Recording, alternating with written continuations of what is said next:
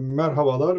Uzunca bir zamandan sonra, sanıyorum 2 ay kadar oldu. Yine sizlerle birlikteyiz, yeni bir programla. Bugünkü programın konuğu Ali Rıza Çelik. Kendisiyle Türkiye'de laiklik ve sorunlarını ele alacağız. Ali Rıza, önce hoş geldiniz. Merhabalar Ali Kemal Hoca. Merhaba, merhaba. Nasılsınız, iyi misiniz? Teşekkürler, sağ ol. İyi olmak zorundayız. Bu koşullarda mutlaka cesaretli ve iyi olmalıyız. Evet, teşekkür ederim.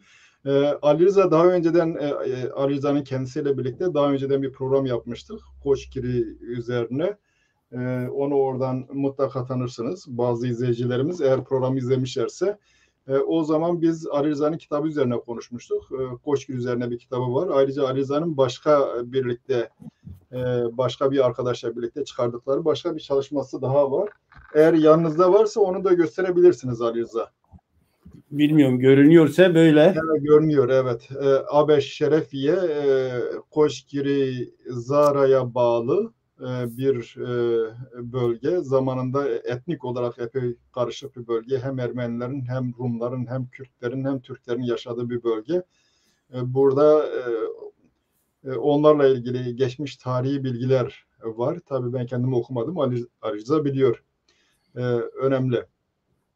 Ali Rıza, siz tabii yurt dışında da kaldınız, İsviçre'de kaldınız. Sanıyorum Yeşiller Partisi'nde de faaliyetleriniz oldu. Kendinizle ilgili isterseniz biraz kısa bilgi verin. Öyle programa başlayalım. Evet, çok teşekkürler. Öncelikle Çarpel Medya çalışanlarına selam gönderiyorum. Kitaplarımdan bahsettiniz. Şunu belirtmeden geçemeyeceğim. Habeş bölgesi kitabını Rıza Duran arkadaşla birlikte çalışmıştık. Kendisi aslında ötekilerin dünyasıyla çok ilgilenen bir arkadaştı. Ciddi araştırmaları, arşiv çalışmaları vardı. Maalesef kendisini çok erken kaybettik. Kendisine yıldızlar yoldaş olsun diyorum. Kendisini anıyorum. Evet, başınız sağ olsun. Biz de kendisini anıyoruz. Kısaca evet, Habeş denen bölgenin Çevirmehan köyünde doğdum. O bölgede büyüdüm ve sonradan köyde hatta muhtarlık bile yaptım. 1985'te o dönemde siyasi nedenlerden dolayı İsviçre'ye iltica ettim. İsviçre'de çalıştım. Sosyal danışmanlık yüksekokuluna gittim. Sonradan üniversitede sosyoloji, tarih, felsefe okudum. Yeşiller Partisi'nde uzun dönem çalıştım. Hem şehir parlamentosunda hem kanton parlamentosunda bulundum. Ayrıyeten kanton il yönetim kurulunda da bulundum. Son 4 yıldır da Türkiye'deyim. Bu kitap çalışmaları oldu. Şu anda da İstanbul'da Sol Parti üyesiyim. Evet. Şimdi biz programımızın başlığı Türkiye'de laiklik ve sorunları ama dün Türkiye'de Cumhuriyet'in ilan edilmesinin 99. yıl dönümüydü. Türkiye'de laiklik ve sorunlarını direkt olarak Cumhuriyet ya da Cumhuriyet'in nasıl bir cumhuriyet olduğuyla da ilişkisi var. Biz önce oradan girelim. Ne diyorsunuz? Türkiye'deki Cumhuriyet nasıldı? Basında izlediğimiz kadarıyla Türkiye'deki bu Cumhuriyet'in 99. yıl döneminde biraz propaganda amaçlı olarak yeni bir arabanın varlığından bahsediliyor.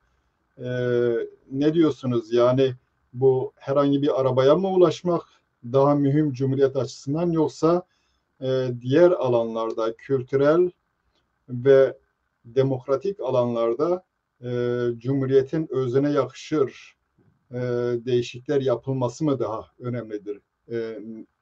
Ne diyorsunuz Türkiye'deki Cumhuriyet hakkında? Evet.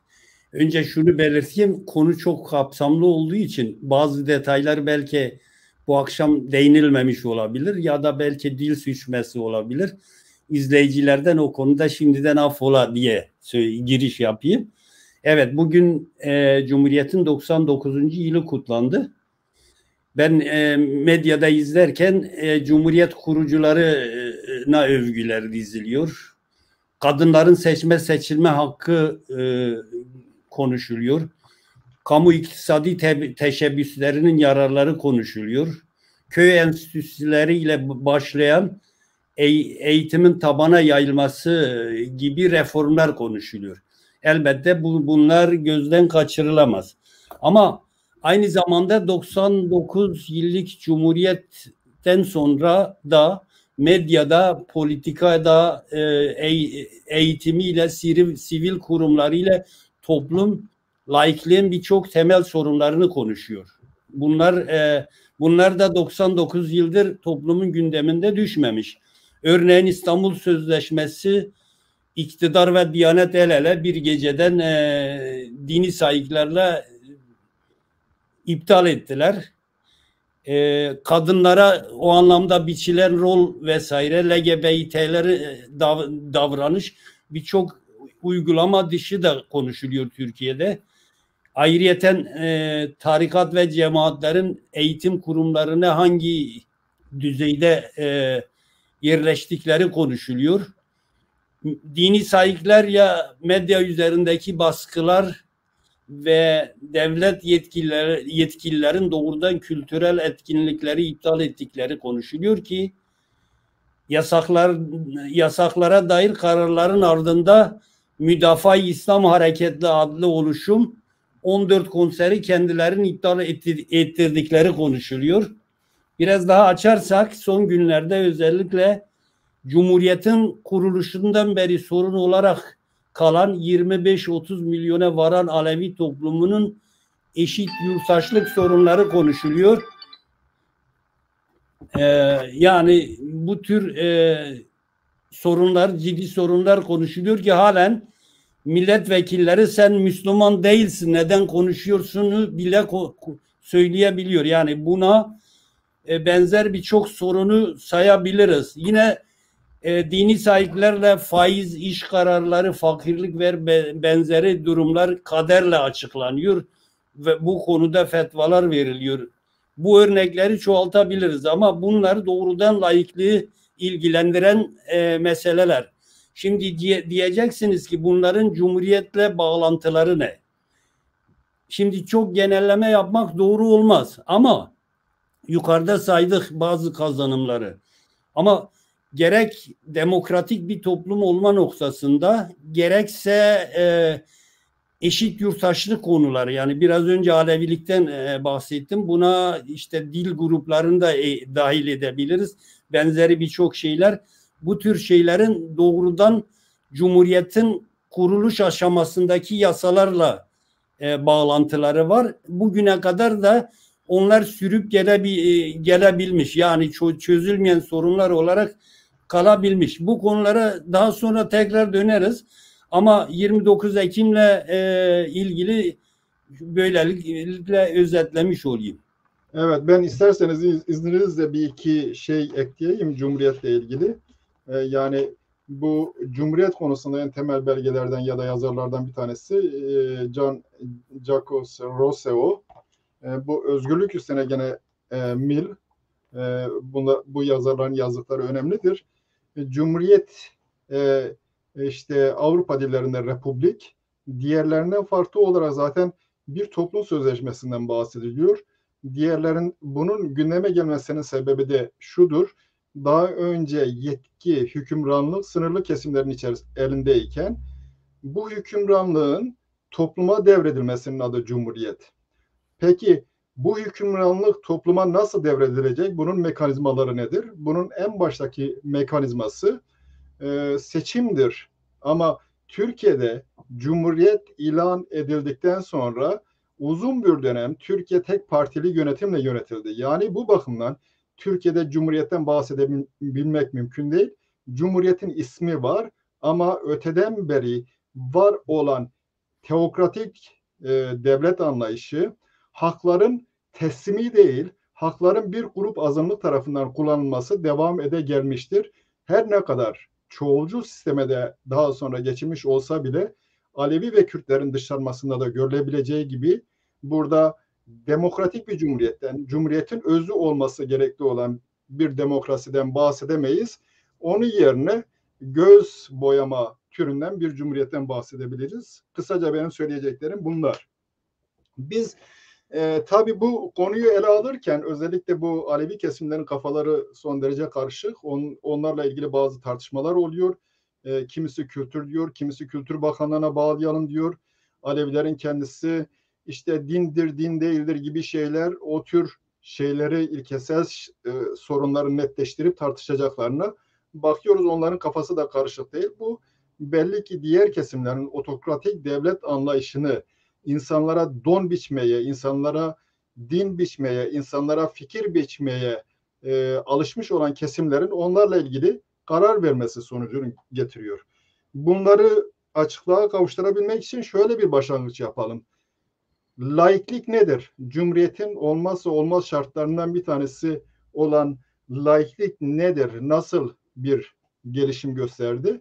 Daha sonra olmazsa sizin mesela örneğin İsviçre'de nasıl işliyordu? Onunla devam edebiliriz. Buyurun, söz sizde. Şimdi laiklik Yunanca'dan halkta olan anlamına geliyor. Laikos kelimesi kullanılıyor. Latince'de din işleriyle ilgili bulunmayanları ifade ediyor. Laikus kelimesi ile. Şimdi laikliğin kurumsal olarak uygulamaya geçtiği modern süreçte ülke Fransa'dır. Öyle biliniyor. Bizim dilimize de yani Türkçe'ye de laiklik kelimesi Fransızcadan aktarılmıştır. Laiklik 1971 yılında Fransa Anayasası'na konulmuş. Her insan mensup olduğu dinin ibadetini yapma özgürlüğüne sahiptir maddesi eklenerek dini özgürlükler güvence altına alınıyor. 1791'de bahsediyorum. 1795 yılında anayasanın 34. maddesine göre hiç kimse tercih etmiş olduğu dinin ibadetini yasalara uygun yapmaktan men edilemez. Hiç kimse bir dini cemaate para yardımı yapmaya zorlanamaz. Cumhuriyet hiçbir dini cemaate para katkısında bulunamaz. 1905 yılında ise anayasaya laiklik kavramı konuluyor. Şimdi Fransız örneğinde laiklik devletin dinin etkisinden arıtılması, din özgürlüğü de kabul edilerek devletin vatandaşın vicdanına karışmayacağı, herkesin inancında serbest olduğu esas alır. Şimdi Avrupa'da bazı farklılıklara göre şu veya bu şekilde benzer uygulanıyor. Şimdi Türkiye'ye gelelim. Yani şimdi Türkiye'de Ali Rıza, Türkiye'ye gelmeden önce madem Avrupa'dan bahsetmişiz, siz isterseniz bunu İsviçre örneğiyle örneklendirerek, zenginleştirerek ben de ona İngiltere örneğini ekleyeceğim. Ondan sonra Türkiye'ye geçelim. Şimdi İsviçre örneği bir genel cümleyle başlayalım. Şimdi Avrupa'da dedik hemen hemen benzer uygulamalar var. Polonya'yı bilmiyorum. Benzer uygulamaların başında şu vardır. Doğrudan devletin dini kurumu olmaz. Yani doğrudan devlete bağlı Türkiye'deki Diyanet gibi doğrudan devlete bağlı bir dini kurum yoktur. Dini kurumlar daha çok kendi bağlamında örgütlenmiş. Buna ister reformasyon diyelim, ister Katolik kilisesi diyelim. Hatta Ortodoks kiliselerden de benzer durum var. Bunlar kendi merkezlerine bağlılar. Yani nedir? Ya işte Roma'ya bağlıdır ya da bilmem Vatikan'a. Bu anlamda hiyerarşi var. Ama devletle dini kurumlar arasında bir hiyerarşi yok.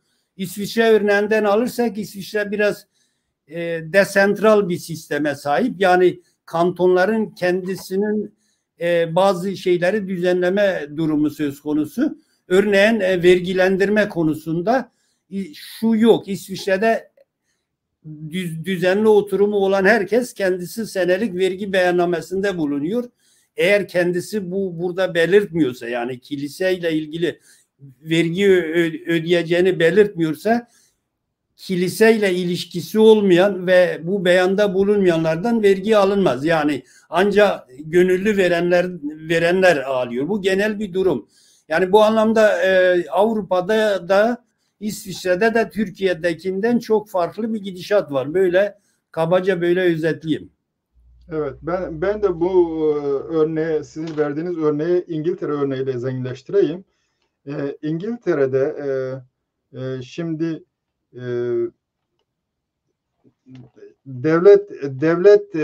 devletin İngiltere'deki Church of England'da doğrudan anayasal bir bağı var.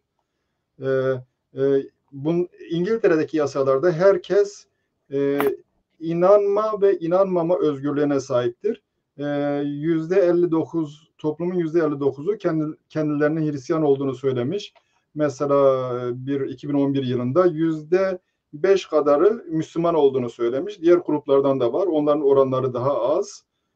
Tabii bu şimdiki istatistiklerde nasıl onu bilemiyorum. %25'i de kendisinin hiçbir inanca sahip olmadığını bildirmiş 2011'de. Bu rakam mutlaka daha fazladır. Yani İngiltere'deki sistem sadece inanların inanma özgürlüğünü değil, inanmayanların da inanmama özgürlüğünü garanti altına alıyor ve bunların haklarını koruyor. Bir bu. İkincisi, devletin öteden beri Church ve England'da anayasal bağı var ama bu nasıl? Burada da United yani Birleşik Krallık 4 tane ayrı ulustan oluştuğundan dolayı mesela İskoçya'da da onların kendi kiliseleri var. Merkezi kiliseleri. Kral ve kraliçe kilisenin yani ki burada Canterbury'dir onların başpiskoposunu atama yetkisine sahip ama bu normal olarak başbakana bırakılıyor. Başbakan da normal olarak kiliselerin kendi seçtiği bir komiteye bırakılıyor ve yukarıdan müdahale gerçekleştirilmiyor dediğim gibi. Kuzey İrlanda ve Galler'de de kiliseler var. Bir de sadece burada Protestan kilisesi yok. Diğer kiliseler bir sürü çeşit kilise var. Baptist, Metodist, Presbyterian, Quakers, Roman Katolik yani Hristiyanlık içerisinde niye daha değişik Hristiyanlık biçimleri var diye kimse buna karışmıyor. Dolayısıyla Türkiye'de zaten bu Müslümanlık niye başka bir Müslümanlıktır diye tartışma yapılmasının ilahi Müslümanlığın halefilik olması ya da başka devletin belirlediği başka bir şekilde olması gerektiğiyle ilgili düşünce şekli abesle iştigaldir. Müslümanlığında değişik formları olabilir. Müslümanlık içerisinde de değişik akımlar olabilir. Bu bir kere dini özgürlüklere karşı. Şimdi ama nasıl finanse ediliyor kısmına gelecek olursak geçen sene bütün kiliselerin 1,2 milyar sterlin bütçesi varmış. Bunun %25'i üyelerinin yaptığı bağışlarla sağlanıyor. %16'sı kilisenin eskiden beri var olan mal varlığı olduğundan dolayı oradan gelen gelirlerle. Diğerleri %9'u da düğündür, cenazedir, kiliselerin çeşitli aktivitelerinden. Devletin kiliselere yardımı geçen sene 51 milyonmuş. Bu da kilise binalarının, tarihi binalar kapsamında kilise binalarının tamiratıyla ilgili. Bu ne anlama geliyor? Devletin kiliselere verdiği para %4.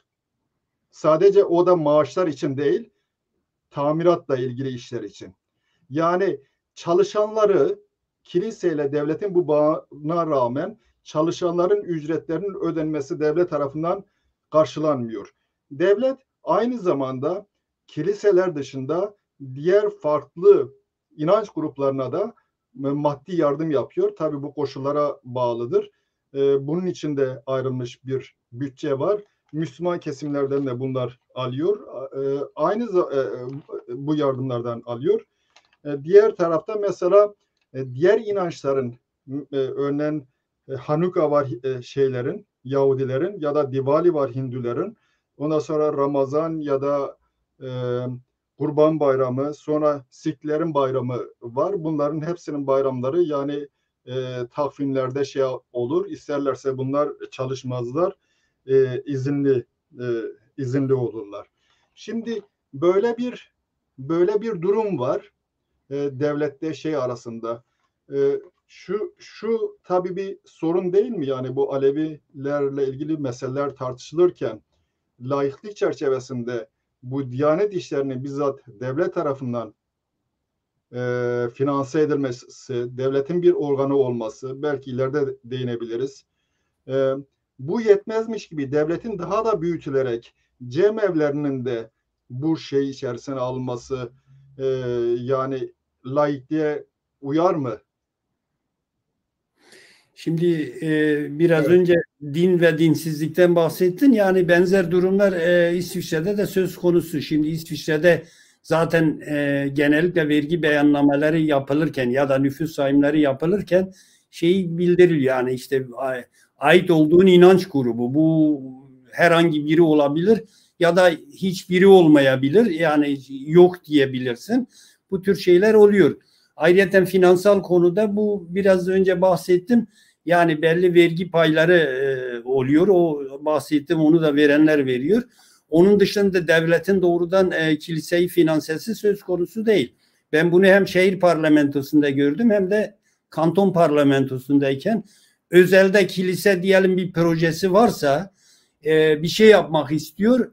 Ancak başvuru yapabilir. Yani işte desteklenmesi için o konuda da parlamentoların yani bu yerel parlamentoların yani şehir meclisi ya da kanton parlamentosunun karar almasına bağlıdır. Evet ya da hayır diyebilir ihtiyacı deneyerek. Ama istersen senin sorduğun soruya gelmeden önce biraz Türkiye'de de aslında yasal çerçevede laiklik tanımlanmıştır. Oraya gelelim. Aslında Evet. Alevilikle ilgili eşit vatandaşlık konusu falan hepsi zaten bu yasalarla bir biçimde ilintili. Böyle Evet, gidelim.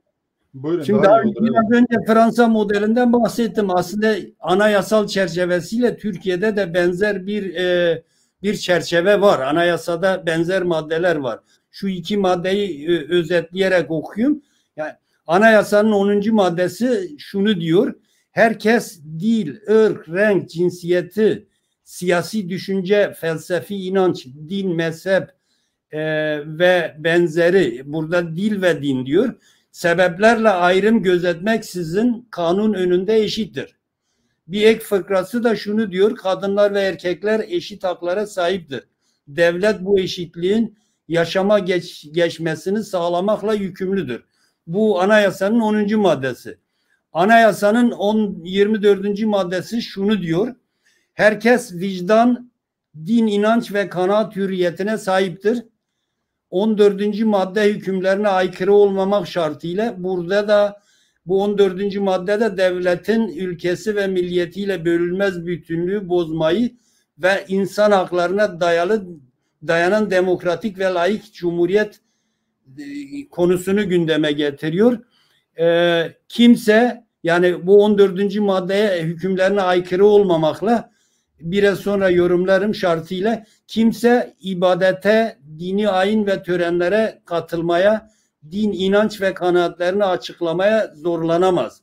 Din, inanç ve kanaatlerinden dolayı kınanamaz ve suçlanamaz.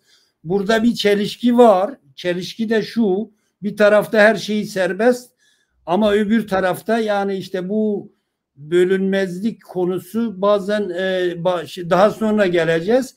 Burada bir standart koyuyor. Şimdi şöyle özetleyelim.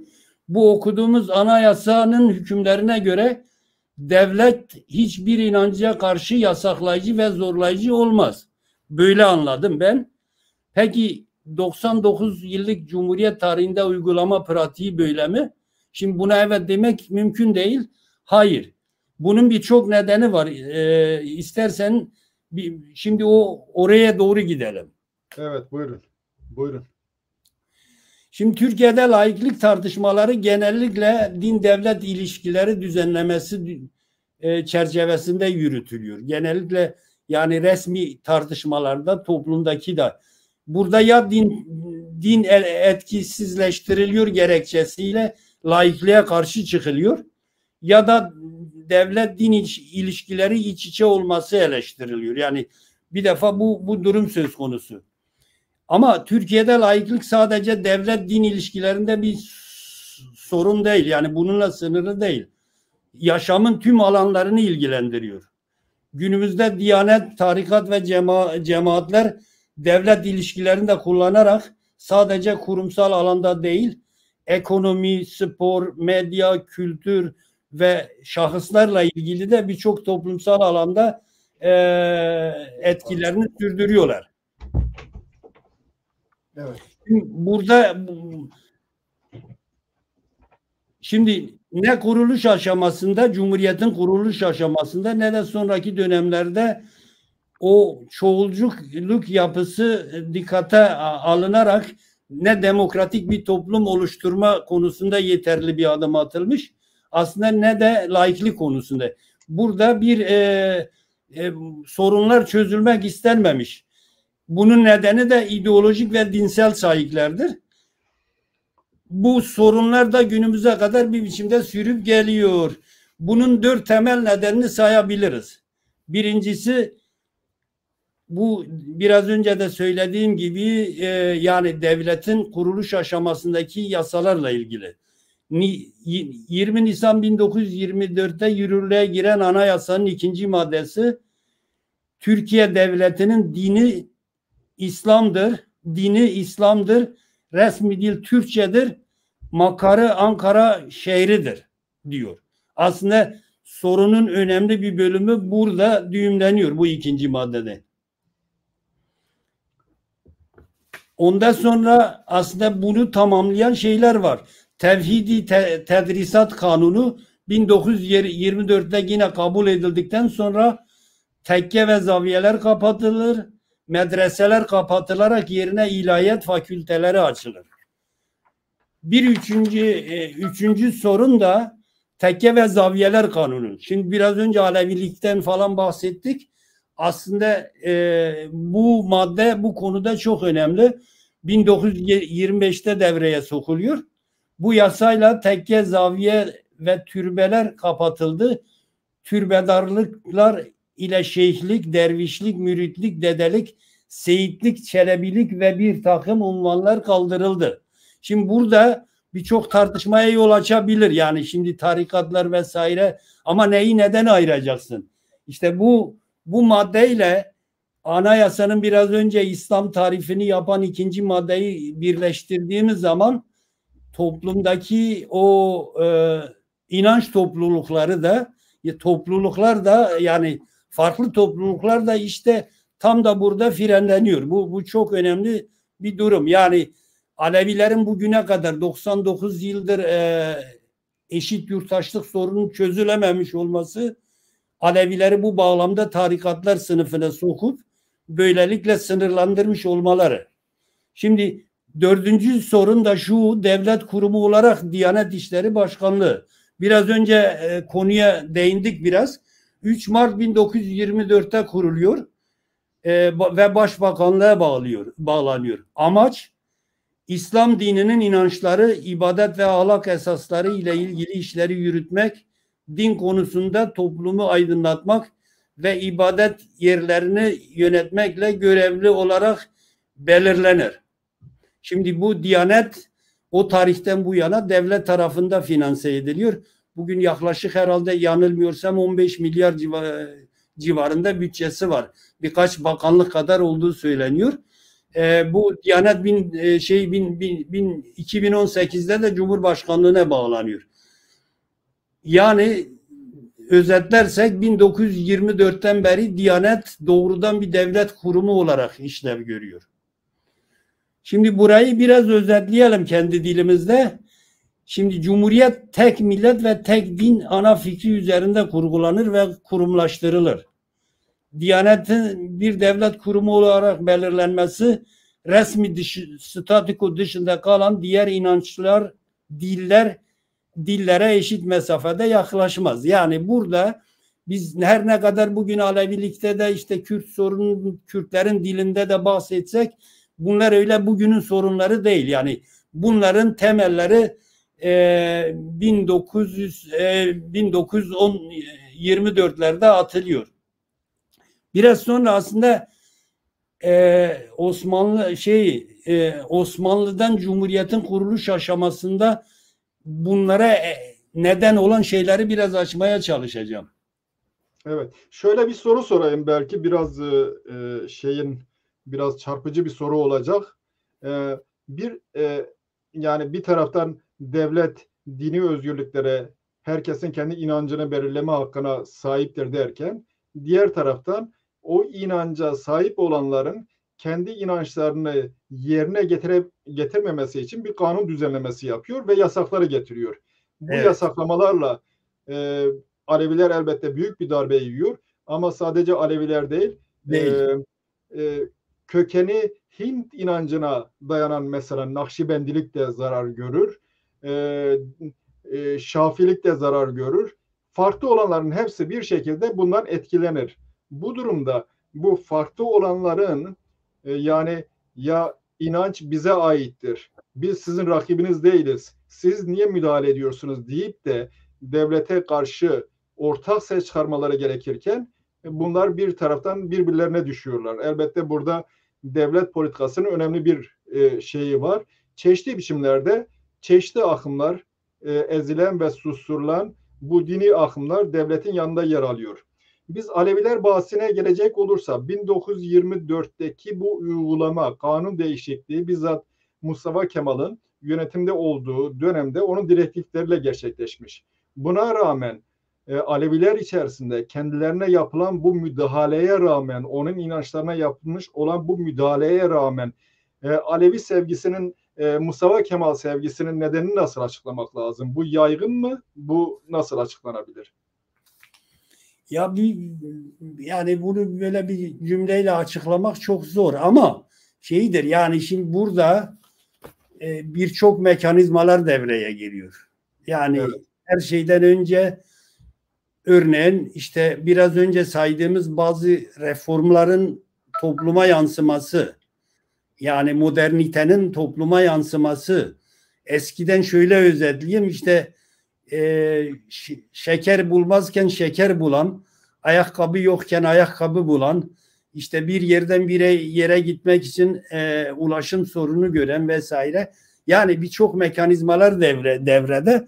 Artı şeyi de vardır. Yani sistemli bir baskı ve bu baskıları da genellikle özellikle Anadolu coğrafyasından çok gördük. Yani birçok tarihi araştırmaları da ortaya koyuyor.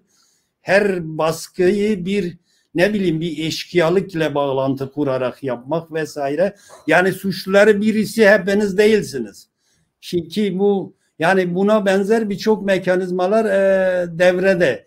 Bu anlamda da şey değil. Bir de tarihi bilincinden olmak geniş kesimler için zor bir durum.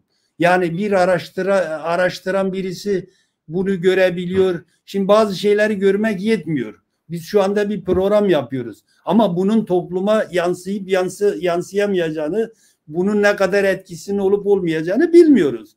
Yani çünkü başka mekanizmalar bizden daha hızlı işliyor diyebiliriz. Yani bunların bütününde belki bu soruyu aramak lazım. Bir başka nokta var. Aslında her gün görüyoruz, bugün de görüyoruz. Bir yaranma şeyi var, bir çıkarcılık var. Yani bir şeyleri koparmak var, birilerine yaranarak vesaire. Şimdi bu kesimlerin etkisi de çok az değil. Yani başlı başına bir propaganda da yürütülüyor. Bence yani bu etmenlerin hepsini bir araya gelince bu işleri anlamak zor gibi görünüyor. Ali Rıza, Türkiye'de İran mesela tarihsel olarak her dönemde yani yapılmış olan bütün reformlara rağmen bir Şiilikte Hristiyanlığa benzer şekilde bir hiyerarşi var. Ama Sünnilikte öyle bir hiyerarşi yok.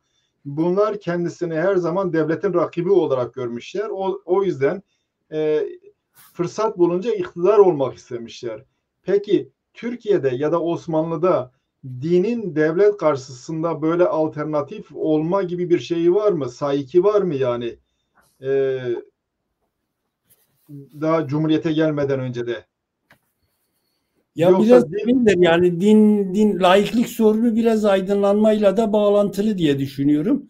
Yani şimdi evet, şu bilmiyorum bunun ölçüsü var mı bu konuda da, şimdi Osmanlı döneminde her ne kadar elit kesim yani üst tabağa Batı ile doğrudan ilişkide de olsa bile toplumun büyük bir kesimi aslında batıdaki gelişmelerde de kopuk. Kaldı ki batıdaki gelişmelere dönemsel olarak birçok tepkiler de gelişiyor. Yani burada nedir? Örneğin Türkiye'de işte etnik toplumların sorunları, işte Cumhuriyet öncesinde de yani Ermeniler, Rumlar vesaire bu tür şeyler gündeme her geldiğinde bunun arkasında işte Batılıların olduğu kısmen doğru da zaten. Yani bu tür reaksiyonlar, ayrıyeten matbaanın Türkiye'ye çok geç gelmiş olması vesaire şeydir. Yani bu anlamda bir yeterince bir şeyi demeyeyim, yani aydınlanma yok demeyeyim de, ama bu böyle bir laik demokratik sistemi ayakta tutabilecek bir aydınlanmada bir zayıflık var diye düşünüyorum. Yani bu anlamda da zor bir meslek anlamında ifade edeyim.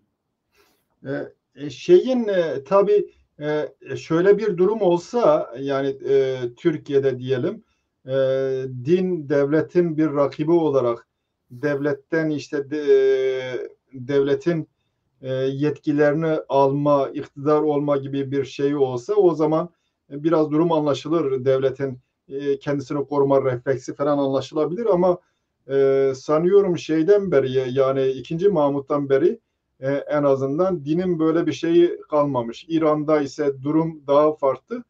Geleneksel olarak Türkiye'de olsun, Osmanlı'da olsun, dinin devletle ilişkileri, devletin, bürokrasinin hükümranlığını kabul etme, onun kanatları altında beslenme biçiminde.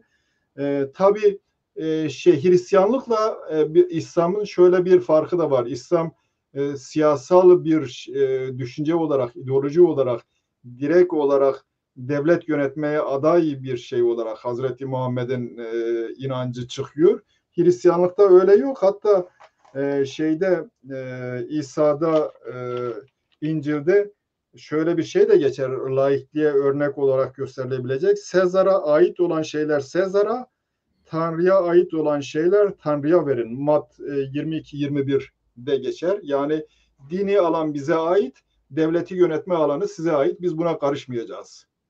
Yani biraz önce zaten Evet. bu bölüme giriş yaparken, yani bu Yunanlılarda, Romalılarda zaten o dönemde de söz konusu olmuş. Nedir? Bir toplumsal düzenlemeye yansımış. Yani Türkiye'de şunu görmek lazım. Yani Hristiyan dünyasında reformasyonun yaşandığı süreçler İslam dünyasında yaşanmadı. Şimdi orada da aslında kilisenin hegemonyası Orta Çağ'a kadar vardır. Yani burada Orta Çağ kültürünü Max Weber, Talcott Parsons hatta dini kültürün etkisiyle ifade ediyorlar. Şimdi yani biraz önce aydınlanmada bahsettik, ama Türkiye'de Osmanlı'da reformasyon da, yani İslam'da reformasyon da yaşanmamış. Bunlar bugünkü topluma kadar yansıyorlar. Ama istersen aslında çok önemli Buyurun. bir noktaya vurgu yapayım. O da şudur. Şimdi en temel, biz biraz önce yani bu konuda işte nedir? O çoğulculuğu bir biçimde reddeden ya da bağımlı duruma getiren yasalardan bahsettik. Şimdi burada şunu görmek lazım. Niye bu böyle oldu? Şimdi dikkat edersek Osmanlı'dan Cumhuriyet'e geçiş sürecinde bu coğrafya çok etnik yapılıdır. Yani hem inansal olarak hem dilsel olarak nedir? Ermeniler var, Rumlar var, yani işte yine bugünkü gibi Kürtler var, Türkler var, Süryaniler var, Ezidisi var vesaire. Yani Süryaniler, Ezidiler kısmen bugün de var, ama giderek toplum olmaktan da çıkmışlar gibi bir durum var. Yani şimdi bu çok etnik yapılı bir durum. Aslında en temel sorun şu: toplumun sosyolojik yapısına göre bir devlet yapılanmasına gidilmemiş. Yani nedir? O çoğulcu perspektif esas alınarak yasal düzenlemeler yapılmamış. Devlet öyle oluşmamış. Öyle oluşsaydı o günden eşit yurttaşlık sorunları çözülmüş olabilirdi. Ama tabii burada esas gidilen yön şuydu: tek millet üzerinden bir ulus devleti inşa etme çizgisi benimsendi. Şimdi aslında 100 yıldır yaşanan sorunlar ya da çıkmazlar da buraya düğümleniyor. ne o tek millet üzerinde ulus yapılanması tamamlanabildi. Yani öbürleri tamamen etkisizleştirildi. Ne de öbürlerin, yani işte onun dışına, o resmi statükonun dışına düşenlerin sorunları çözüldü. Eşit yurttaşlık sorunu çözüldü. Aslında biz bugün halen Cumhuriyet'in kuruluş aşamasındaki devlet felsefesinin yasalara yansıması, uygulamalara yansımasının sorunlarını yaşıyoruz. Böyle özetleyebilirim. Yani bu yasaların önce çok laikmiş gibi anayasada formüle edilmesi, ama takım yasa ve kanunlarla da tamamen onu etkisizleştirme, ki bugünün sorunu.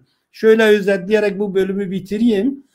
Yani örneğin son günlerde Alevilik sorunu tartışılıyor. Teknik olarak hiç bir sorun değil. Şu yasalar düzeltilsin. Yani bu politik mekanizmanın görevidir. O sorun o anlamıyla bitmiş olur. Yani nasıl bitmiş olur?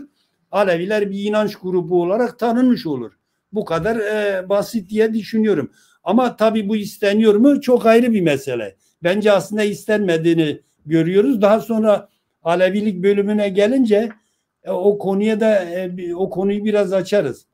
Ama istersen aslında biz şimdi şeyi söyledik. Yani Cumhuriyet'in kuruluş aşamasında sorun olarak başlayan bir şeyden bahsettik. Böyle istersen böyle bir bugüne getirelim bu sorunu. Evet, buyurun gelin. Buyurun, şimdi devam edin. Mesela çok ilginçtir. Günümüzde başörtüsü sorunu yine işte nedir, medyanın temel konusu gibi oldu, tartışılıyor. Aslında buna çok iyi dikkat edersek, bir tarafta devlet, askeri ve sivil bürokrasisi aslında bu eşit yurttaşlığı ötelemenin de bir aracı olarak böyle sürekli laikliği başörtüsüyle ele alarak ya da başörtüsünü sorun ederek laikliği ayakta tutabileceği dayatmasını yaptı. Yani bunu bütün süreçlerde yaşadık.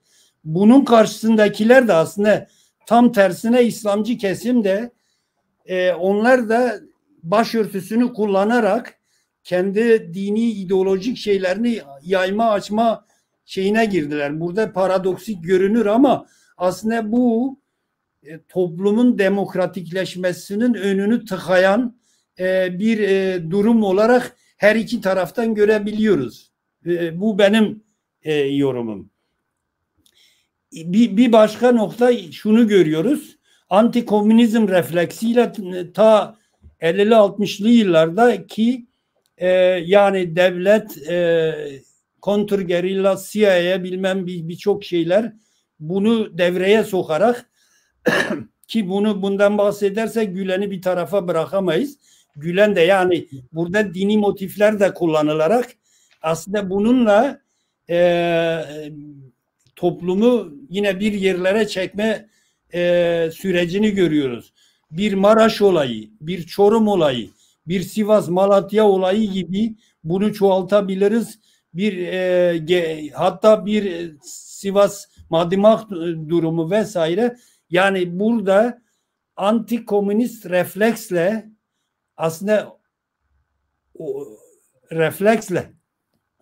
Alevileri kullanarak, Alevileri hedef alarak aslında böyle bir süreç yaşatıldı. Bunun da aslında yine altında yine mezhepsel dini motivasyonlar da vardı. Yani özü aslında ideolojik bir ideolojik bir çıkıştı. Bu yani tamamen işte o antikomünist refleksti. Ama bunu topluma yansıması işte bu tür kesimleri hedefledi. Evet, Ayrıca Ali Rıza, şunu mu demek, yani şu sonucu çıkarabilir miyiz? Eğer Gülen sadece kendisi, yandaşları, yakınları için hak talebinde bulunmak yerine kendisinden farklı olan, diğerleri olarak gördükleri için de özgürlük ve eşitlik talebinde bulunmuş olsaydı Gülen şimdi de gülecekti. Gülmeyen durumuna düşmeyecekti. Onu mu o sonucu çıkarabilir miyiz? Gülen'i tabii örnek verdim. Şimdi bu antikomünist projede, reflekste yani herkes şunu da biliyor. Alparslan Türkeş de var. Yani bu sadece İslami kesim devreye sokulmuyor. milliyetçi kesim de sokuluyor. Kontrgerilla devreye sokuluyor. CIA devrede. Aslında başlı başına bir proje. Yani burada da aslında yine dini saygılar var. Bizim konumuz laiklik olduğu için Gülen'i söyledim. Yani başlı başına bir durum. Yine herkesin bildiği 1980 darbesi sonrası Suudi generaller işbirliğiyle yine toplumda dincilik yayılma süreci başlatıldı. 1982 Anayasası'nın 4. maddesinde din kültürü ve ahlak bilgisi adıyla din dersi ilk ve orta öğretim kurumlarında zorunlu hale getirildi. Yani şeyidir aslında dincilik bir devlet kurumları devlet eliyle yayılmaya çalıştığını ifade etmek istiyorum. 2002 yılından sonra devlet Diyanet ortaklaşa bütün kurumlarda dinciliğin yayılmasını teşvik etti. Bunu bugün devrede tarikat cemaatler vesaire de var. Yani bunu buradan da görüyoruz. Yine 2012 yılında 12 yıllık zorunlu eğitim uygulamasına geçilmesiyle birlikte lise müfredatına ek din dersleri eklenmiştir. Bu dersleri Kur'an-ı Kerim, Hazreti Muhammed'in hayatı ve temel din bilgileri oluşturmaktadır. Yani şeyidir aslında din biraz önce bahsettim. Bu sadece öyle basit sadece politikada ya da devletin diğer kurumlarında değil eğitimde de bugün şeyleri görüyoruz. Yani eğer zaman varsa bu konuda bir iki ayrıntılı bilgi verebilirim. Zamanımız var. Buyurun. Zaman sıkıntı değil Ali Rıza. Devam edebilirsiniz, evet. Öğrenci sendikalarının Ekim 2022 bilgileri. 2006 yılında tarikat yurdu sayısı 1723. 2022'de bu sayı 3311'e yükseliyor. İmam Hatip liseleri. Milli Eğitim Bakanlığı'nın bilgisi. 2020-21 yılında 1673'e yükseldi. Öğrenci sayısı 667 bin. Mesleki ve teknik lise sayısı 4470'ten 4423'e geriledi. İmam Hatip okulları 2020-2021 eğitim döneminde öğrenci sayısı 714 bin. Bunlar devletin resmi rakamları. Ayrıyeten Diyanet İşleri Başkanlığı'nda 2020'de cami sayısı 89.259. Personel sayısı 2022'de 130 bin. Bütçe 13 milyar 275 milyon. %24 artırılarak 16 milyar 980 16 milyar 98 milyona çıkarılıyor bu bütçe. Cemevleri sayısı şimdi sadece yanlış şöyle bir durum ortaya çıkıyor. Yani bu kadar dine bu kadar yatırım yapmasının sebebi ne? Devletin kendi başına iş mi açmak istiyor? Kendisine alternatif bir güç mü oluşturmak istiyor? Ben şöyle iki alanda cevap vereyim. Bir tarafta elbette biraz önce saydığımız Cumhuriyet'in o kuruluş yasalarında yani devletin dini oluştu. Bu da yani bu da belli. Ama belli bir şeyde de bir dönemler bir dengeden tutma durumu söz konusu oldu belki. Yani şeyi hariç. Elbette yani işte bu resmi statükonun dışına düşenlere hak verilmemesi ayrı bir konu. Ama 2002'den sonra yani Adalet ve Kalkınma Partisi iktidarı bugüne kadar bence biraz daha farklı bir rota izliyor. Zaten pek laiklik diye bir derdi olmadığı gibi güçleri yeterse öyle diyeyim ya da oraya kadar bilirlerse bir biçimde bütünüyle bir İslami devlete doğru gidişin adımları bunlar. Ben öyle okuyorum. Yani öyle sadece bir kısa vadeli bir menfaat değil, toplumu aslında sosyo-kültürel olarak da dönüştürme ve kurumlarını da dönüştürme çabası diye düşünüyorum. Yani o zaman Türklük ideolojisinin yerine İslamlık belirleyici ideoloji mi olacak? Nasıl? Ondan vaz mı geçilecek? Ya AKP'de bir dönem öyle bir eğilim oldu ama ben aslında doğrusu ben bu iki eksenin birbiriyle çatışma halinde olmadan da gidebileceğini düşünüyorum. Yani şeye dikkat etmemiz lazım. AKP iktidara geldikten sonra bir tarafta İslami camia güçlenirken, yani kendi kurumlarını oluştururken, diğer tarafta başka sebeplerle Türkiye'de milliyetçi camia, ki bunun birçok uçları ırkçılığa falan dayanıyor. Onlar da paralel güçlendiler. Yani şimdi görüyoruz aslında işte nedir, MHP'nin AKP ile birlikte yürümesi, bu bir. Yani her ne kadar İyi Parti şu veya bu şekilde muhalefette görünüyorsa da muhalefettedir. Bu ama teknik bir durum. Yani aslında belli ideolojik şeylerden vazgeçildiği anlamına gelmez.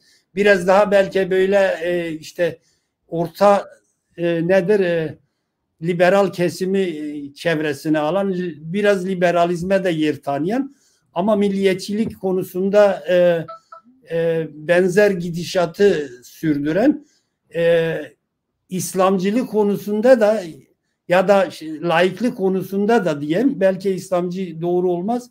Aslında şeyi görüyoruz, şu andaki altılı masada bir sürü iktidar olma vaatleri veriliyor ama laiklik sorunu bir biçimde rafa kaldırılmış gibi bir şey görünüyor. Şimdi yarın iktidara gelseler ne olur diye, bu da önceden, yani şimdi bir yorum olsun. Ben yani buna Halk Partisi de dahil şu olabilir. Belki bazı okullarda nispi düzenlemeler yapılabilir. İşte nedir, imam hatipler falan daha çoğaltılmaz. Ama ben bunun yani laiklik konusunda çok köklü adımların yani atılacağını sanmıyorum. Belki Diyanete biraz daha az söz hakkı verilir. Yani böyle tanımlayabiliriz diye düşünüyorum. Evet. Evet. Şimdi istersen bu listeyi biraz daha, yani dinleyicilerin biraz daha en azından Türkiye'de şu anda durum nedir bilgisi olmaları için onu aktaralım. Şimdi cemevleri dedik. Şu anda verilen rakam 1586. Ama şunu biliyoruz, yani mesela bizim yörede de var. Birçok köy evleri aslında Cem'le hiç de bağlantısı olmayan, Cem falan olmayan köy evlerinin adını da Cem evleri falan takmışlar. Muhtemelen bunlar da bu sayının içinde. Yani real olarak 1586 Cem evi olmayabilir de. Yani mukayese ettiğin zaman 90 binle 90 binle 1500 arasındaki farkı görebiliyoruz. Yani Türkiye'de Alevi toplumu sayısal olarak çok az değil. Ha şimdi yani o diyelim ki onlar çoksa bu da olsun, onu sonradan tartışırız. Laiklik perspektifinde farklı bakıyorum. Şimdi tarikat ve cemaat sayısı 2020'de belli başlı 30 tarikat ve bunların 400 kolu bulunuyor. İstanbul'da 445 tane var. Tarikat üyeleri Türkiye'de 2 milyon 600 bin insanın ilişki içinde olduğu, 1 milyon aktif üyenin olduğunu İsmail Saymaz aktarmıştı. Kur'an kursları resmi verilere göre 213 yılında 13 bin olan, 2015 yılında 2019 yılında 15.601'e vesaire çıkmış. 2021 yılında ise 19.503'e çıkmış Kur'an kursları. Dini görevli sayısı, Diyanet İşleri Başkanlığı'na bağlı personel sayısı. Bunlar resmi bir veriler. 2019'da toplam 104.814. 2020'de bu sayı 128.469'a çıkmış. Yani işte Türkiye'de bu tabloyu görüyoruz ve biz de laikliği tartışıyoruz. Evet. Yani buradaki problem şimdi, çünkü biz laiklikten bahsettiğimiz zaman din ve inanç özgürlüğünden bahsettik. Tamam, Aleviler kendi inançlarını kendi mekanlarında özgürce yerine getirmeli. Bu konuda serbestlik olmalı. Kimsenin buna müdahale etmemesi lazım. Aleviler bu konuda devletten yardım da istemiyorlar finansiyel, ama diğer taraftan devletin Diyanet İşleri Başkanlığı vasıtasıyla camilere bütçeden yer ayırmaması gerekti. Onlar da Alevilere yapıldığı gibi eşit muameleye tabi tutulsunlar. Ama bu şu anlama gelmiyor. Diğer tarikatlar nihayet onlar da ona inanmışlar. Onların yasaklanması anlamına mı geliyor? Yoksa sizin itirazınız bunların devletle ilişkileri, devletin bunlara desteklemesi, bunların devlet içerisinde, simbiyoz içerisinde büyümesi mi? Şimdi Ali Kemal Hoca daha sonra bir şeye böyle yani demokratik ve laik bir toplum nasıl olur konusuna, Alevilik konusunda sonra geleceğim. Şimdi ben bazen burada da içinde bulunduğum çevrelerde de görüyorum. Yani tarikatlar yasaklansın, Diyanet yasaklansın falan. Ben bazen şaşırıyorum. Şimdi açıklayacağım niye şaşırıyorum. Şimdi evet. Ben İsviçre'de sosyoloji okurken aslında inanç sosyolojisi üzerine inanç sosyolojisi üzerine de seminer çalışması falan yaptım. Şimdi evet. Ben öyle deyince kendi kendime soruyorum neyi yasaklayacaklar? Şimdi inancı yasaklamak mümkün değil. Yani evet. İnancı nasıl yasaklayacaksın? İnsanlar inanır, inanmaz vesaire vesaire. Şimdi bunu söylerken aslında hedef şaşırtıcı ifadeler kullanılıyor. Yani Diyanet'in yasaklanması değil, Diyanet'in bir devlet kurumu olarak yasaklanması gerekiyor. Ya da Diyanet'in inançların ötesinde diğer toplumsal altyapılarda müdahalesi, etkisi vesairesi yasaklanmalı. Aynı şeyi tarikatlar için de öyledir. Yani evet. Tarikatları yasaklamak değil. Tarikatlar sadece inançla sınırlanmalı. Eğer ama yani ihale usulüyle bilmem neresiyle eğitim üzerinde, yurt üzerinde vesaire birçok şeyde eğer başka olanakları kullanıyor ya da başka alanlara müdahale oluyorsa bu yasaklanır. Çünkü ben inanç kurumlarının işlevinin daha sonra biraz geniş değineceğim. İnançla sınırlı olması gerekir. Yani laiklik de budur. Yani bir tarafta her inancın özgür olmasının yanında öbür tarafta inanç kurumlarının sadece inançla işlevleri sınırlı olmalı. Herhalde sanıyorum soruna cevap verebildim. Evet, yani ben anladım. Mesele yasaklamak değil, evet. Mesele inanç dışındaki işlevlerini yasaklamak. Evet, benim anladığım yani siz şunu söylüyorsunuz. Devletin din üzerindeki hükümranlığı kalkmalı. Diyanet İşleri Başkanlığı, Diyanet devletten koparılmalı. Yani din evet. işleri. Onların ama buna inananların onların denetim ve kontrolüne yürütmesine verilmeli. Bu aynı zamanda Diyanet'in, dinin devlet kontrolünden çıkarak özgürleşmesi anlamına da gelir. Onu çıkarıyorum ben. Yani evet. Onların da menfaatini aslında.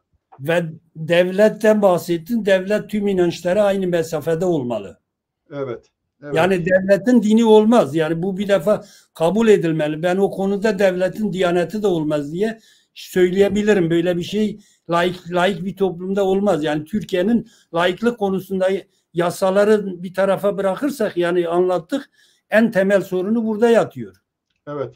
Şimdi ama istersen aslında o toplumsal ilişkiler açısından zaten son bölümü biraz onu düşündüm ama yani onun için önce bir Alevilik sorunu da toparlayalım ki onu da içine alsın. Evet. Buyurun siz devam edin. Buyurun. Şimdi son zamanlarda Alevilik sorunu gündeme konuldu. Buradaki evet. Yorumlardan birisi yani seçimler geldi vesaire bu söyleniyor. Bu doğru olabilir, doğrudur da ama tek başına değil. Şimdi ben şunu görüyorum. Şimdi Cumhuriyet'in kuruluşundan beri biraz önce bahsettiğimiz eşit yurttaşlık sorunu çözülemeyen kesimlerden birisi Alevi topluluğudur. Ama bugün gelinen noktada Alevilerle ilgili yargı ya da ön yargı diyelim toplumda farklı bir noktada. Ben şunu hissediyorum ya da öyle görüyorum. Yani Alevilerin toplumda değişik çevrelerde bir sempati gördüğünü, bunlar tırnak içerisinde söyleyeyim, bunlar hoş insanlardır, bunlar sosyaldir algısı toplumda oldukça yaygın. Burada hatta Yani Alevi olmayan çevrelerde de, Alevi camiasında olmayan çevrelerde de aslında bunların halen yasak olmasını anlamayan çok insan var. Yani burada toplumda böyle bir şey var. Pozitif bir imaj var yani. He? Pozitif bir imaj var. Ya o konuda öyle yani ben öyle görüyorum. Her ne kadar belli mekanizmalar hedef derse de geniş toplumlarda pozitif bir imaj var. Evet. Ve bu da giderek yansıyor. Yani bu seçim hamlesiyle birlikte aslında ben hükümetin bir biçimde bunu da dikkate aldığını düşünüyorum. Ama yani bu sorunu çözer mi ayrı bir nokta. Çözmeyebilirdi ama bunun yansıdığını söyleyebilirim. Ali Rıza şöyle bir şey sorsam sadece karşılaştırma babında aynı imaj Kürtler söz konusu olduğunda pozitif imaj yerine negatif imaja mı bırakıyor? Bu konudaki imaj nasıl? Ben farklı olduğunu düşünüyorum, sanıyorum, öyle görüyorum. Mesela şöyle söyleyeyim, Alevilik konusunda milliyetçi çevrelerin, ülkücü çevrelerin tutumu Kürtlere karşı genel anlamda tutumdan çok farklı. Yani evet. Burada görüyoruz İyi Parti'den MHP'ye kadar hatta Bahçeli'nin bazı söylemleri de oldu. Yani bu sorunun çözümünden yana yani buna iyi görünmek de diyebilirsin. Buna de diyebilirsin. Yani Türkiye'de işte karşılarında olanların sayısını azaltmak da diyebilirsin. Evet. Ama Alevilerle ilgili davranış tutum Kürtlerle ilgili tutumdan daha farklı, daha olumlu diyelim. Daha liberal diye düşünüyorum. Peki bunun nedeni ne yani? Bunun nedeni Kürtlük meselesinin siyasal bir talepte bulunması mı? Bir siyasal talebe gitmesi mi? Niye böyle bir fark koyuyorlar? Siz kendiniz Alevi kökenlisiniz, aynı zamanda Kürtsünüz. Yani evet. Aynı şekilde benim durumum da öyle. Niye yani benim için belki de daha önemli olan şeyi hakir görmek gibi bir tutum takınılırken diğer taraftan başka bir şeye pozitif olarak bakılıyor. Halbuki ben bir bütünüm ya da siz bir bütünsünüz. Şimdi yani aslında belki şöyle demek lazım. Biz bir biçimde biz nasıl istiyoruzdan, nasıl bütünüzden öteye bir şey yerlere konuluyoruz. Evet. Yani bizi bir yerlere koyuyorlar. Şimdi tarihsel olarak görüyoruz. Özellikle yani eğer geriye gidersek 1500'lü yıllarda Celali isyanları, Şahkulu hareketi döneminde genel anlamda Aleviler de tepki görmüş. Yani onlar evet. Üzerinde de hesap yapılmış. 1700, 1800'lü, 1900 yılların başlarına gelirsek Alevi olan Kürtler de aslında ciddi sıkıntılar yaşamışlar. Yani dışlanmışlar, katledilmişler vesaire. Bunlar hepsi süreçle olmuş. Ama günümüzde şu Kürtlerle Aleviler arasında yani Kürtlerle Aleviler demeyeyim. Alevi inancına sahip olanlar da Kürt sorununa sahip çıkanlar arasında şöyle bir fark var yani. Alevi sorununa sahip çıkanlar herhangi bir özellik talepleri falan yok. Sadece inanç olarak tanınma ve yani bu zeminde hak talepleri var. Ama evet. Kürt sorununda var. Bir anlamda hak talebi farklı. Yani ne bileyim kendilerini yönetmek, kendilerini yani dillerini konuşmak vesaire yani çok farklı talepler geliyor ki onlar içerisinde de yine Alevi kesim yani Alevi toplumuna ait kesimler var. Yani bu anlamda Kürtlere biraz daha yani Kürtlerle eşit vatandaşlık hakkı olunca algıda çok şeyler kaybedileceği algısı var. Yani öyle yürüyor evet. diye düşünüyorum. Yani artık Aleviliği tehlikeli bir şey olarak görmüyorlar. Buna karşılık Kürtlüğü tehlikeli olarak görüyorlar ya da alternatif görüyorlar. O yüzden ikisi arasında belli bir farklılık bunlara karşı tutum itibariyle. Tabii bir cümle daha ekleyeyim. Şimdi burada fark şudur. Alevilerde bir hak talebi var. Yani inançlarının tanınmasıyla ilgili. Bu bir idari talep değil. Kürtlerin durumu farklı. Yani dillerinin olmasıyla birlikte idari olarak yer almalarının talepleri var. Yani buradaki fark bir defa burada yatıyor. Ama gerçekten bu kadarı doğru mu, yoksa Aleviler mi demokrasi ve eşit haklarla demokrasi konusunda yeterince bir bağ kuramıyorlar mı? Mesela şunu söyleyebilirim. Zerdüştlük, Afganistan kralının Zerdüştlüğü kabullenmesiyle büyüme gösterdi. Hazreti Muhammed'in direkt bir siyasal projesi vardı. Yahudiliğin de öyle siyasal bir projesi vardı. Hristiyanlık daha sonra Bizans'ın buna sahip çıkmasıyla özellikle Avrupa'da gelişim gösterdi. Bu durumda Alevilerin özellikle bir kesiminin Kürt olduğu ve Orta Doğu coğrafyasında Aleviliğin oluşumunda özellikle Kürtlerin daha belirleyici bir mirasının olduğu gözlerine alınırsa, bunların daha kapsamlı bir siyasal talebinin olması gerekmiyor mu, mesela demokrasi talebinin?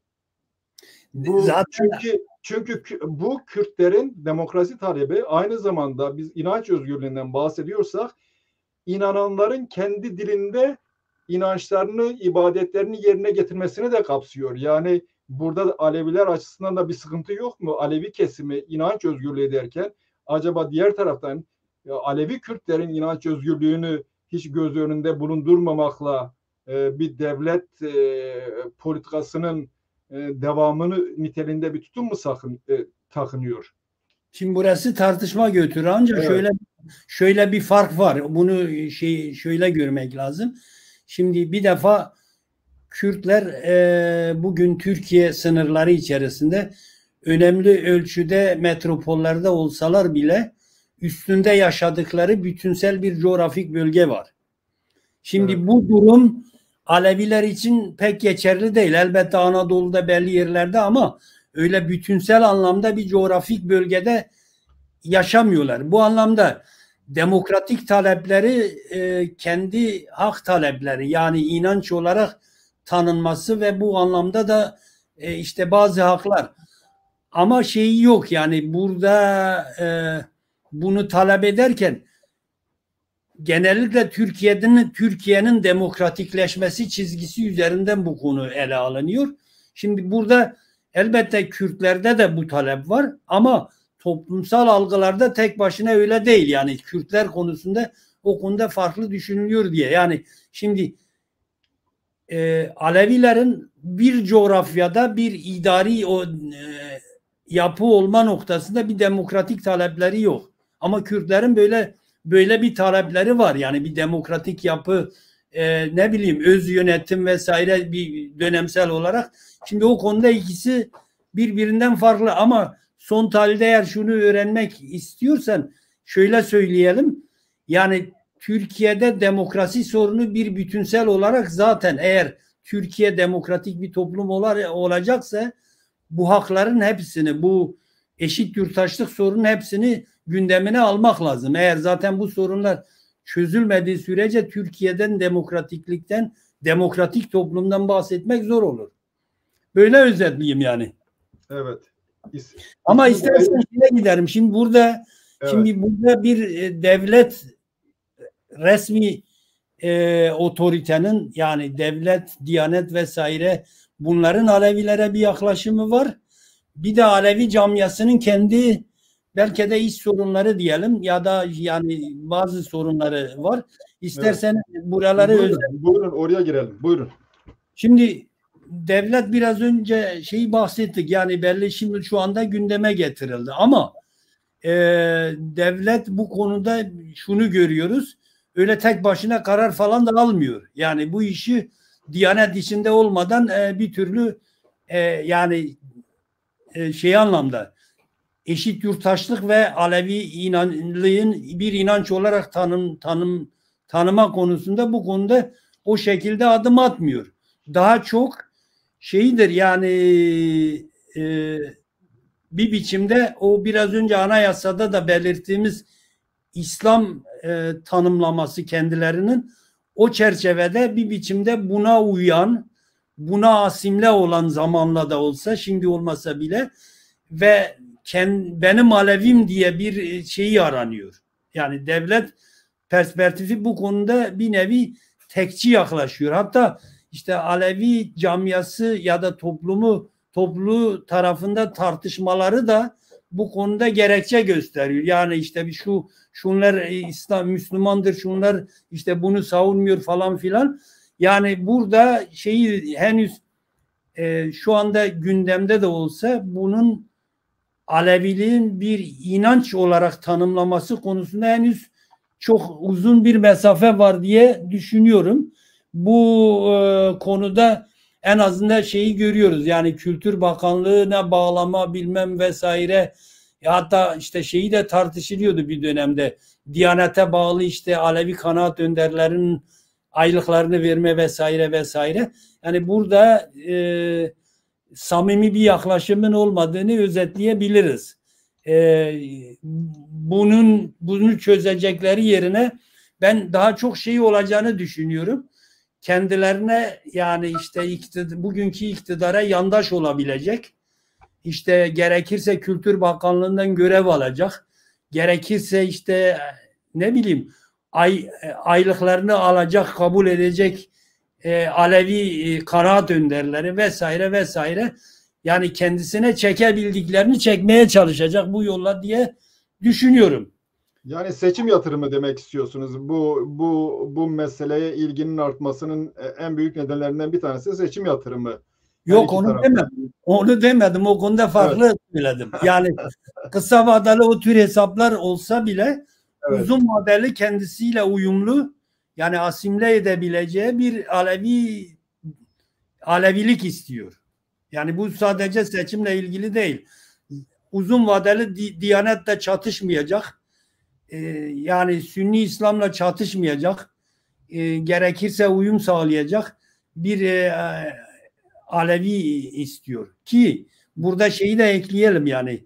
Aslında mesela Anadolu'nun özellikle Amasya, Tokat, hatta Sivas'a kadar bazı bölgelerde Alevi köylerine cami yaptırma, imam tayin etme vesaire. Yani burada nasıl özetleyeyim? Çok köklü bir asimilasyon politikasının seçime indeksli bir süreci olarak özetleyelim. Ben şöyle bir şey söylesem siz katılır mısınız? Yani Sivas katliamı belki de cemevlerinin açılmasını tetikledi. Kesin bunda bir etkisi var. Bunda belki devletin ya da siyaseti dizayn eden kesimlerin böyle bir şeyi vardı. Bunlar köylerde işte kendi ibadetlerini gerçekleştirenler biz müdahale edebiliyoruz ama dış bir müdahale. Sonra bunların piyasaya çıkması, daha sonra dış müdahalenin yerini iç müdahale de almaya başladı cemevlerinde. Şimdi yani Dersim'de ocaklar olsun, diğer yerlerde Kürt ocakları gene ibadet ediyorlardı. Cemlerinde Kürtçe kendi dillerinde konuşuyorlardı ama bir dönem sonra cemevleri kamuya açık bir alanda açılmaya başlanınca artık Kürtçe horlanmaya, kullanılmamaya başlandı. Böyle bir müdahale de söz konusu mu yani? O zaman müdahalenin tarihini daha geriye götürmek lazım. Ya yani gerek dil bağlamda, yani Kürtçenin asimile edilmesi vesairesi çok yeni değil. Çok eskilere dayanıyor. Ama özellikle 1980'ler sonrası bu iş daha da hızlandı. Tabii burada sosyal iletişim medyasının da etkileri oldu. Yani televizyonun devreye girmesi, radyo, şimdiki sosyal medya vesaire.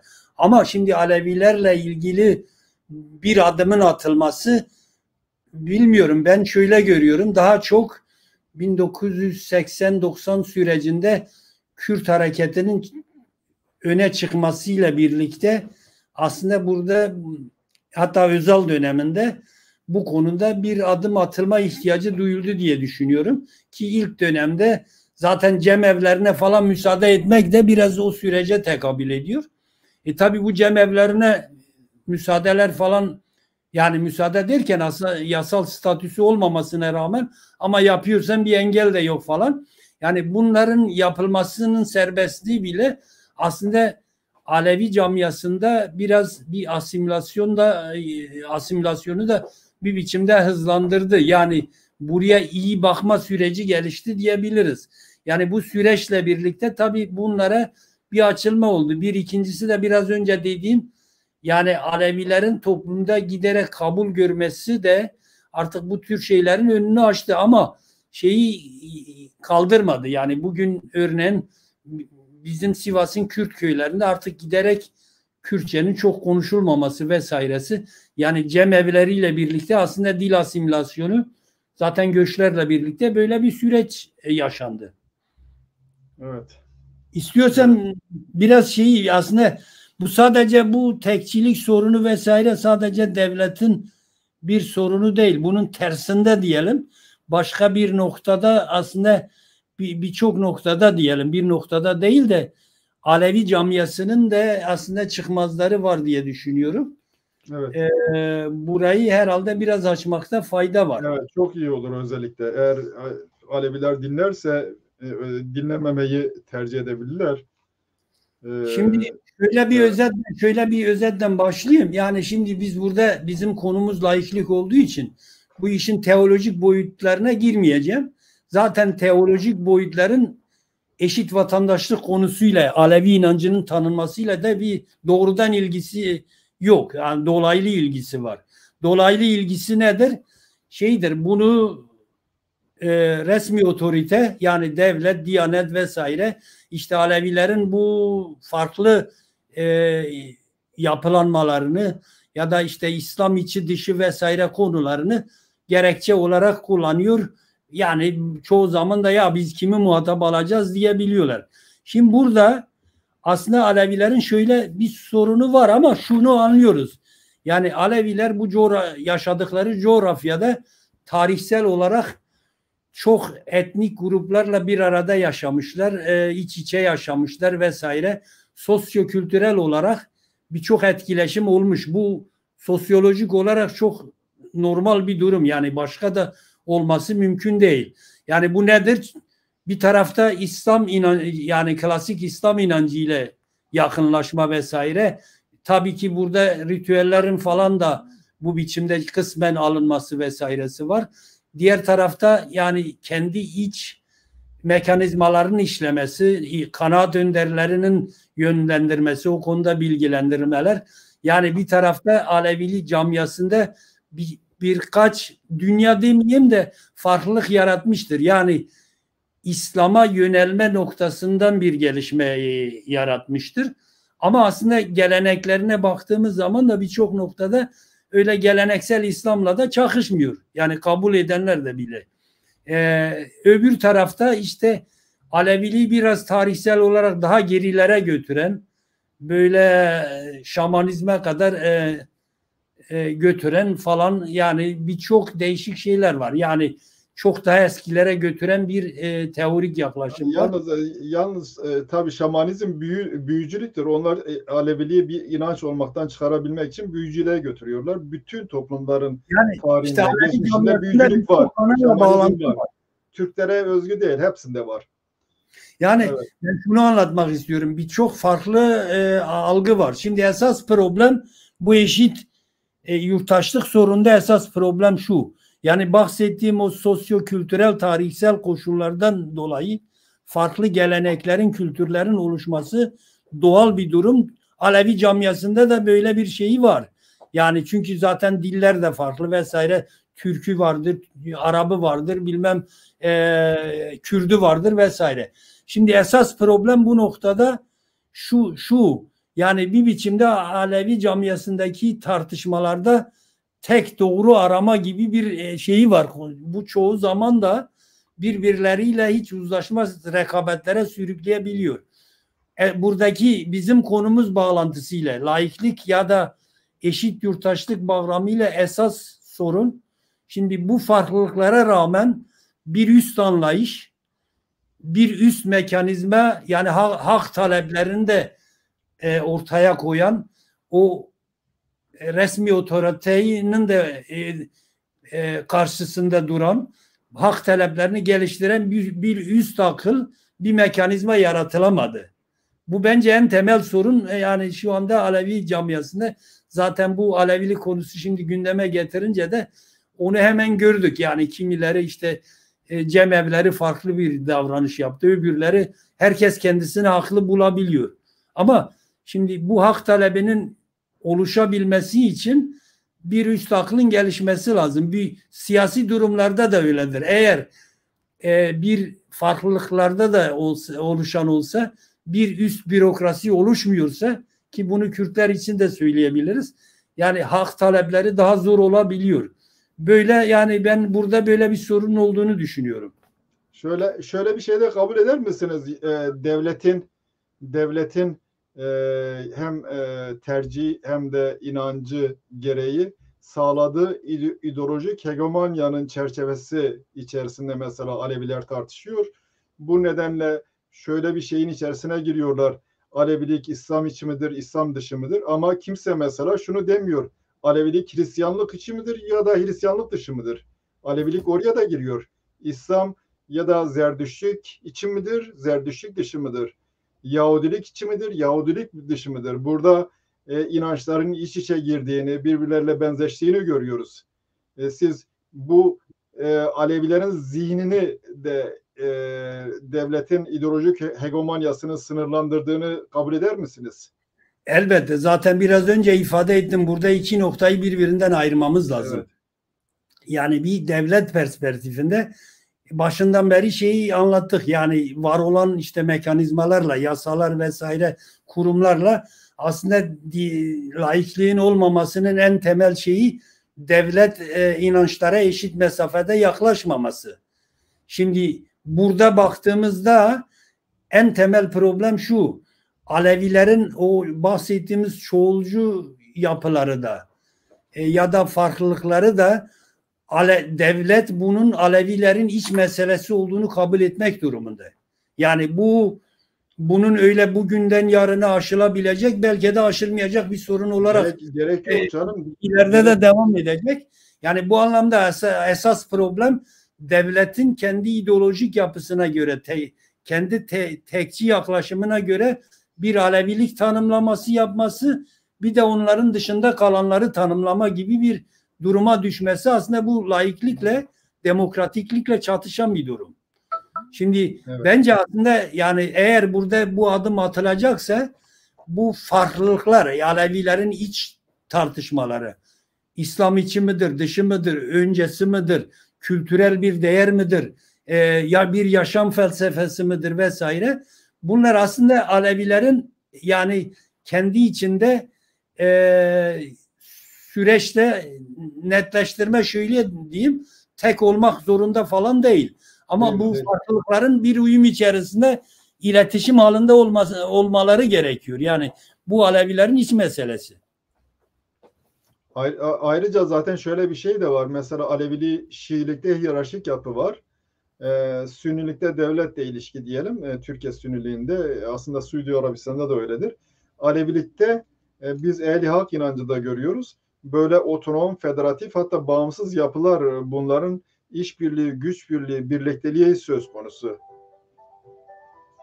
Ya çok aslında bu çok doğal bir durum. Şimdi dikkat et, Avrupa'yı ikimiz de biliyoruz. Şimdi Avrupa'da Katolik kilisesi bir merkezde yönetilirken, Reformasyon'da, Evangeliş'te böyle bir şey yok. Yani öyle bir tek merkezleri yok. Yerel yapılar da olabiliyor. Yani herkes kendi inisiyatifini kullanabiliyor. Evet. Şimdi dediğin doğru, yani Alevilerde öyle zaten yani tek merkez diye bir şey yok. Öyle bir şey hiç tarihsel olarak olmadı.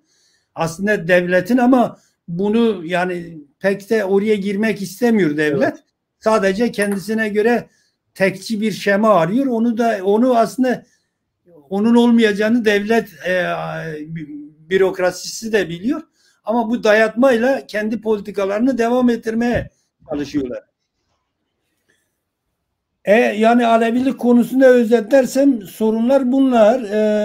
Ben bu sorunun daha uzun zamana yayılacağını düşünüyorum ve bu konuda da yine özetleyerek sonlandırayım.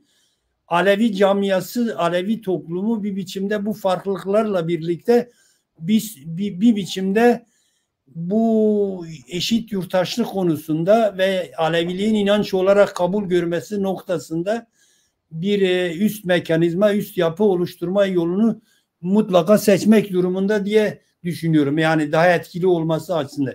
Yoksa devlet yani der yani işte Kültür Bakanlığı'na bağlısınız, şuraya bağlısınız, buraya bağlısınız ya da gidin ne yaparsanız yapın gibi bir durum olabilir şeklinde. Yani ben bunun Alevi camiası için önemli bir görev olduğunu düşünüyorum.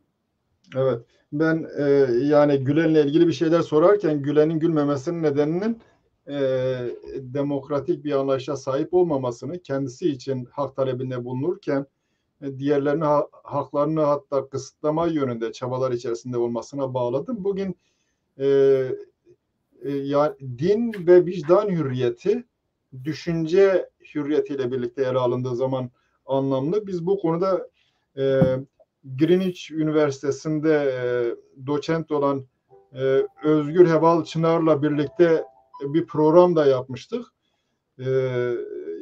Onunla din, inanç özgürlüğü ve şeyin nasıl iç içe geçtiğini, düşünce özgürlüğünün, dil özgürlüğünün, bunların bir paket olarak birlikte birbirlerini tamamlayan şeyler olarak ele alınması gerektiğini söyledik.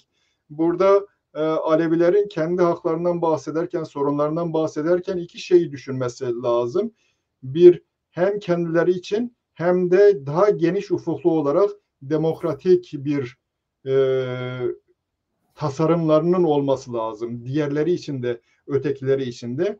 İkinci bir şey, demokrasi talebi, demokrasinin gelişmesi talebi devletin küçülmesiyle at başı gider. Bugün devlet son derece büyük.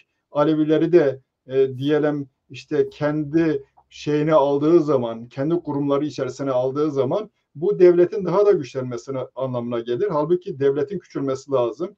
Yetkilerini devletin cumhuriyet olması için halka devretmesi lazım. Kürtlerin haklarını devredecek, Alevilerin haklarını devredecek, dindarların haklarını devredecek.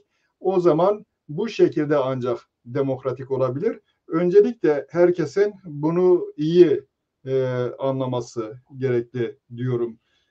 Ben bu açıdan son derece önemli. Tabii Cumhuriyet bahsinde biz bahsettik de bu gerçekten Cumhuriyet dönemiyle Osmanlı mesela birçok parametre ayrılan şeyler var. Bazı parametrelerinde mesela uyuşma var mı? Mesela yönetimin sınırlı bir kesim elinde toplanması. Ondan sonra diğer kesimlerin dışarılanması. Ne dersiniz? Bu konuda bir devamlılık mı görüyorsunuz? Yoksa gerçekten bir farklılık var mı?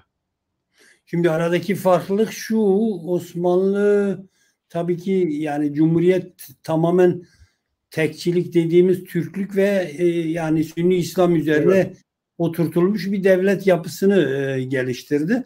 Bu anlamda bir merkezi otorite üzerinde şimdiye kadar yürüyor. Yani burada biraz önce de bahsettik. Toplumun sosyolojik çoğulcu yapısını esas alıp demokratikleşme yoluna gitmedi. Şimdi Osmanlı'da dönemsel olarak farklı işliyor. Ama bir biçimde Osmanlı'da askeri merkezi bir otoriteyle yönetiliyor. Yani bu anlamda bütün yani Osmanlı'nın son dönemlerine yakın dönemlere kadar mülki amirler bile paşalık bilmem ne rütbesine sahipti. Yani bir tane askeri merkezi otorite ve saray merkezli bir yönetim durumundaydı. Aslında bazı şeyler öyle çok da yeni, özellikle bu konuda çok yeni şeyler değil. Bence aslında o geleneği farklı bir başlık altında farklı bir durumdan devam ettirdiler. Şimdi istersen şöyle biraz hem şimdiye kadar olanları toparlayayım. Biraz da şimdi biz neden bahsettik? Toplum çoğulcudur. Yani çok etnikli, çok inançlı vesaire. Şimdi burada devletin rolü şudur. Devlet yani bu bir toplumun demokratik olabilmesi için bunların konusunda eşit yurttaşlık sorununu eşit gündemine alıp bu konuda bunlara çözüm üretmesi lazım. Nedir? İnançta çoğulculuk, işte dilde yani zaten ben şunu anlayamıyorum. İsviçre'de 100.000 Rätoroman topluluğu var. Bunların dili resmi dildir. Yani İsviçre'de 4 dil var. Örnek veriyorum. Hepsi resmi dillerdir. Ama hiç kimse yani işte şu bölüyor, bu bölüyor şeyinde değil. Çünkü bir konsens var, bir eşitlik var. Şimdi Türkiye'de bu çoğulcu yapıda bu anlamda bir demokratiklik, bu eşit yurttaşlık konusunu dayatıyor. Şimdi bir de Türkiye'yi aslında sosyolojik zeminde ele aldığımız zaman bu çoğulculuk toplumsal altyapı içerisinde de mekanizma olarak işletilmesi gerekiyor. Yani evet, sadece işte burada değil. Nedir bu çoğulculuk? Şimdi toplumun alt sistemleri var. Aslında toplumsal olarak Diyanet'ten falan bahsettik ya, laikliğin temel olarak aranması gereken yer de burası. Şimdi nedir toplumda? Alt sistemlerde politika var, ekonomi var, eğitim var, hukuk var, güvenlik var, sağlık var, medya var, spor var. Bunları çoğaltabiliriz. Şimdi çoğulculuktan kastım şudur. Bunların her biri toplum için ayrı bir işlev yerine getiriyor. Yani hepsi aynı şeyi yapmıyor. Aslında demokratik bir toplumda bunların hepsinin yerinin eşit durumdan olması gerekiyor. Şimdi evet, nedir bu eşitlik? Şöyle özetleyelim. Yani herkesin bir işlevi var dedik. Politik sistemin işlevi toplum için gerekli, geçerli olan kararları almak. Yani bir karar mekanizmasıdır. Ve bunları uygulama, denetleme. Yani işte burada politik sistemin görevidir. Ne yapmaz politik sistem? Politik sistem din yapmaz. Ekonomi de yapmaz. Çünkü kendi görevi değil. Eğitim de yapmaz. Yani eğitim karar alır, çerçeve çizer ama eğitim de yapmaz, spor da yapmaz, medyada bilmem ne falan yapmaz yani. Şimdi ekonomik sistemi sadece şimdi sonunda dinle ilgili söyleyeceğim için birkaç örnek vereyim. Ekonomik sistemin işlevine toplumda arz ve talep dengesi üzerinde transformasyon sağlamak. Çok basite indirgesem para var mı yok mu vesaire. Yani ekonomik sistemin işlevi budur. Ne yapmaz? Ekonomik sistem de din yani inanç örgütlemez ya da politika yapmaz. Ya da politika yapmaz derken yani politik kararlar almaz. Vesaire. Bunu da böyle özetleyelim.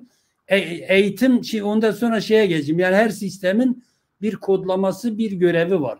Şimdi eğitim sisteminin görevi nedir? Toplumda bir sosyalleşmeye zemin yaratır. İki, toplumun bireylerinin sistemlerde yerini alması, yani üretime katılması ya da bu anlamda yani eğitim sisteminin işlevi budur. Yoksa eğitim sisteminin gidip inanç örgütleme ya da politik karar alma vesaire değil. Şimdi buradan gelelim inanç sistemine. Tam da bu şema içerisinde inanç sisteminin görevi, işlevi inançla sınırlıdır. Transenden sağlamak. Yani insanlar inanıyorsa sadece ona çerçeve çizmek, o anlamda iletişimi sağlamak. Burada şimdi laiklik bazında, sekülerizm bazında bunu daha özetlersek şudur. İnanç sisteminin politik kararlar vermesi söz konusu olamaz bu sistemde. Ekonomi de yürütemez. Eğitim şeyi yani ben şimdi dini konuların işlemesini genel anlamda söylüyorum. Eğitim görevi yapmaz, spor yapmaz, bilmem ne falan filan. İşte tam da eğer sistemsel zeminde laiklik arayacaksak burada demokratik bir toplumda bunların işlevlerinin kendine özgü olması gerekiyor. Bu sistemde nedir?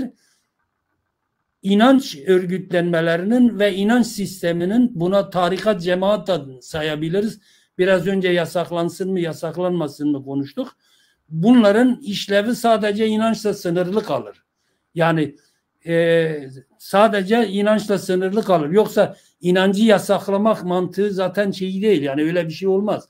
Çünkü toplumda inanç varsa vardır.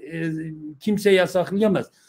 Önemli olan bunun yani bu alt sistemlerin ilişkilerin nasıl süreceği, nasıl işleyeceği konuları. Aslında tam da bence Türkiye'nin demokratik olmaması sadece şeyi değil. Yani işte bahsettiğimiz yasalarla eşit vatandaşlık falan filan değil. Bu mekanizmalar işletilmediği zaman totaliter toplumlar olur. Evet. Totaliter toplumlarda şimdi çok yönlü olabilir. Nedir? Politik merkezli totalitarizm olur. Bugün Türkiye'de benzer bir durumu yaşıyoruz. Ama bu din merkezli de bir totalitarizm olabilir.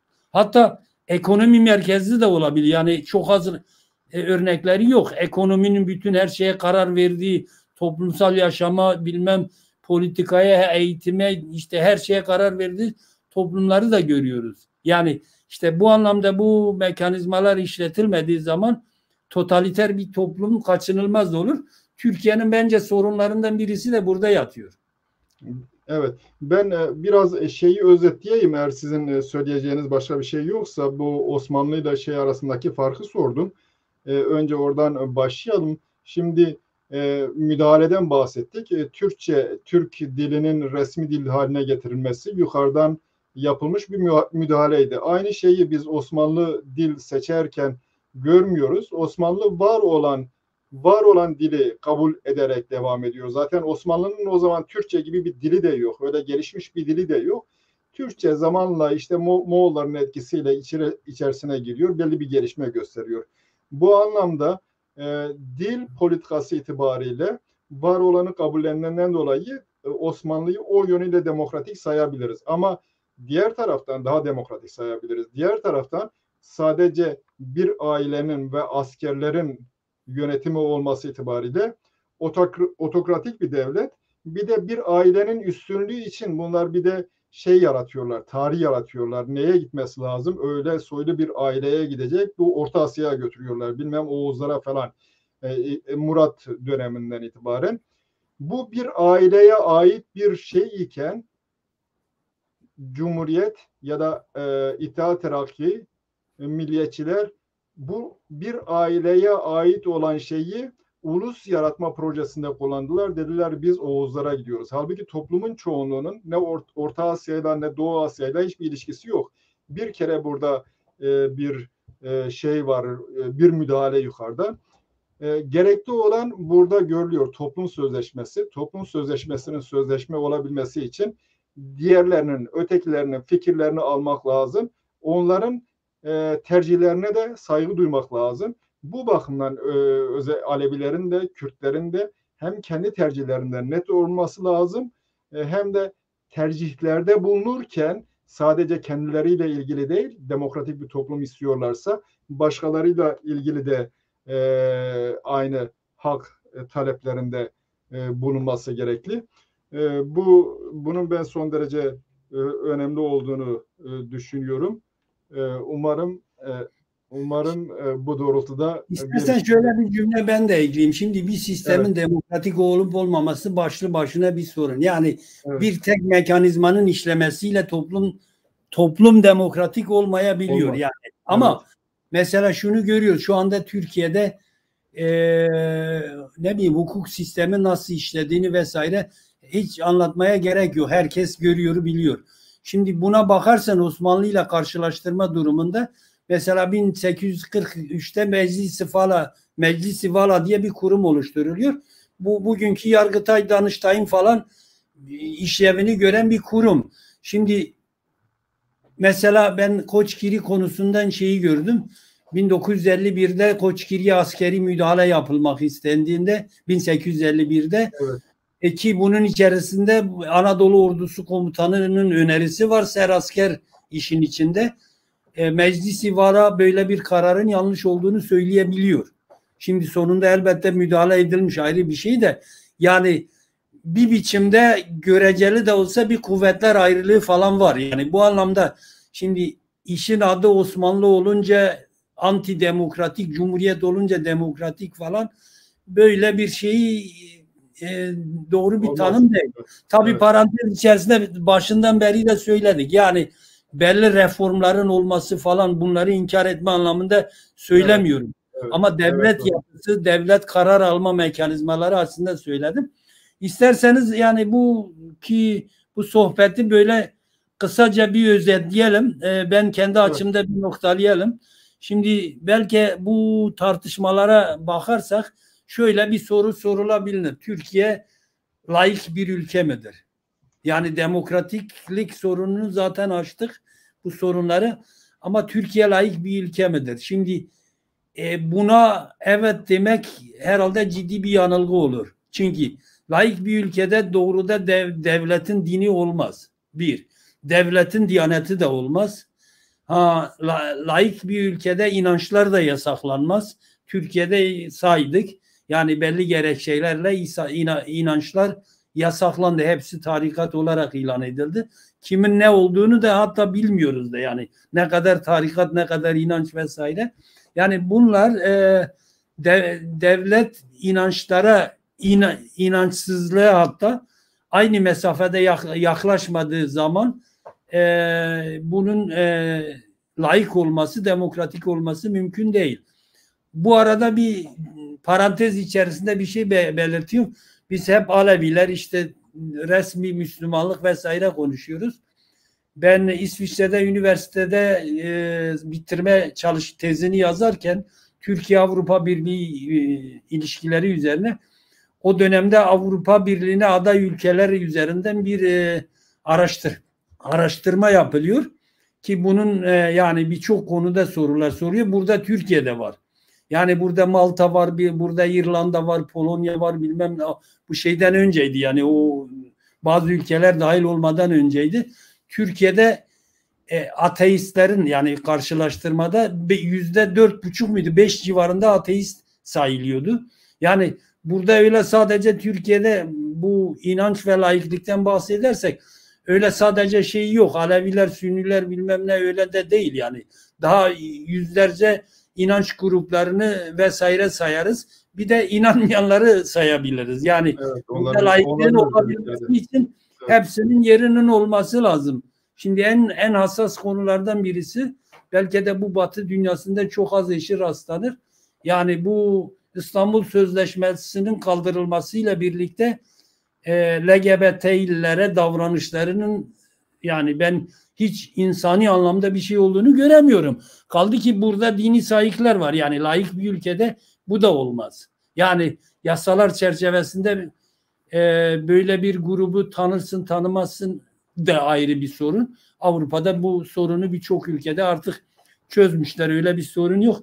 Ama onları gerekçe göstererek, onları öcü göstererek böyle bir Türkiye'de çok yani önemli bir konuyu ki her gün kadınlar öldürülüyor, işkence görülüyor vesaire. Birilerini yani günah keçisi göstererek nelerin yapıldığını görüyoruz. Yani bu anlamda Türkiye'nin laiklik aslında çok ciddi bir sorun ve uzaklarda demokratiklik de daha farklı bir konu. Onun da olmadığını söyledik. Şöyle bir özetleme yapayım. Yani yaşanan süreçlerin birçok olumlu şeylerine rağmen eğer Türkiye demokratik bir ülke olacaksa Türkiye yeni süreçler açmak zorunda. Yani bu bahsettiğimiz temel sorunları çözebilecek yani laiklik konusunda da demokratiklik konusunda da hatta yani diğer bizim konumuz değil ama ekonomik alanda kamuculuk sorununda da yani birçok noktada yeni bir sürecin yakalanması gerekiyor. Yani var olanlarla laik olmak, var olanlarla demokratik olmak, eşitlikçi olmak hiç de mümkün değil. Yani ben son özet olarak bunu söyleyeyim. Evet, ben sadece bitirme babında bir şey söyleyeyim. Ondan sonra bir iki yorum var. Belki onları aktaracağım. Fakat şöyle trend yani biz devletin yetkilerini devretmesinden, devletin daha kendi gücünü daha azaltmasından bahsettik. Aksine farklı bir trend var. Hem bu yeni sistemle birlikte Cumhurbaşkanlığı sistemi hem de daha farklı bir gelişme, tabanda gerçekleşen bir birleşme görüyoruz. 1921 Anayasası meclisinde olanlar mesela dışarılanmıştı. Daha sonra 1924 meclisiyle birlikte. Bunlar içerisinde dinci kesim vardı. Şimdi dinci kesimle ulusalcıların biz devlet içerisinde eskiden farklı yerlerdeyken aralarında farklılık varsa daha fazla birleştiklerini görüyoruz. Bu anlamda devlet daha güçlenmiştir. Devletin daha güçlenmesi vatandaşın daha zayıflaması anlamına gelir. Bunun ekonomik alandaki etkilerini de görüyoruz. Vatandaşın durumu ortada, yoksulluk ortada, insan hakları durumu ortada. Bu siyasi partilerin görevi bu alanda fikir sahibi olmaları, Alevilik konusunda iddia sahibi olan bu minimum cemevleri, fikir üretmeyen kuruluşlar bilmem ne laf edenlerin bir kere bu konularda fikir sahibi olması lazım, düşünce sahibi olması lazım. Siyasi perspektifi olmayanların yapabileceği bir şey yoktur. Maalesef bu alanda ciddi bir sıkıntının olduğunu düşünüyorum. Fakat sizin gibi duyarlı insanlar sayesinde umarım daha fazla gelişme sağlanır. Birkaç arkadaş yorum yapmış. Tabii Sarı isimli bir arkadaş sonradan geldi. Diyor ki işte Avrupa'da da nasıldır, böyle değil mi falan. Avrupa'da daha değişik olduğunu programın başlarında belirtti. Kendisi sonradan geldi. İsterse onlara girebilir, isterse kendisi de araştırma yapabilir. Programı Şöyle bir başına şey dinlerse. söyleyelim Ali Evet, Kemal. Şöyle yani yanlış anlaşılmaması için şöyle bir özet vurgu yapalım. Yani biz bunları anlatırken Avrupa'nın kendisine özgü sorunları yok anlamında evet, anlatmıyor. evet, evet, Onların da kendi bağlamında sorunları var. evet, Ben haklısınız. tecrübeyi edinebildim. Yani onların farklı sorunları da olsa bile ben İsviçre'de şunu öğrendim. Belli noktalarda aradaki fark şu. Yani o toplumlarla Türkiye arasındaki farkı ben yorumluyorum. Aradaki fark şu. Orada birikmiş sorunları bir biçimde bir yerden sonra gündemlerini alıp çözüyorlar. Evet, Çözebiliyorlar. sorun olarak kabul ediyorlar. Evet, Bu sorun yani burada işte Türkiye'de politik kültürde böyle bir yaklaşım eksik. Yoksa biz yani Avrupa tamamen iyidir, Türkiye kötüdür. Bu böyle bir ikilem falanla olayları analiz etmedik. Elbette konumuz Türkiye'de laiklik ve sorunlardı. O anlamda ağırlıkla Türkiye'den bahsettik. Böyle bir farkı özetlemiş olayım. evet. Yani biz Sarı ASM dedim programı izleyebilir. Söyledim, İngiltere'de bütçenin %4'ü devlet tarafından sadece kiliselerin ya da dini kuruluşların tamiratı binalarının için verilmiş. Diğerlerini kendileri üyelerinin aidatıyla karşılıyor. Türkiye Diyanet'in bütçesi 15 milyar falan mı neyse, bütün hepsi devlet tarafından karşılanıyor. Onu geçelim. Seyda Avşen arkadaşımız bir yorum yapmış. Mahkemede tercümanlık yaptığın zaman her dine ait metin ve dinsizlerin kullandığı metinle mahkemeye doğru tercüme yapacağınıza dair güvence veriyorsun. Misal olarak vermiş. Kendisine teşekkür ederim. Bu arada sizin yakın köylünüz İsmail Doğan abimiz Londra'dan selamlar göndermiş. Benden de Başarılar İsmail'e dilemiş. Diğer arkadaşlar da var epey.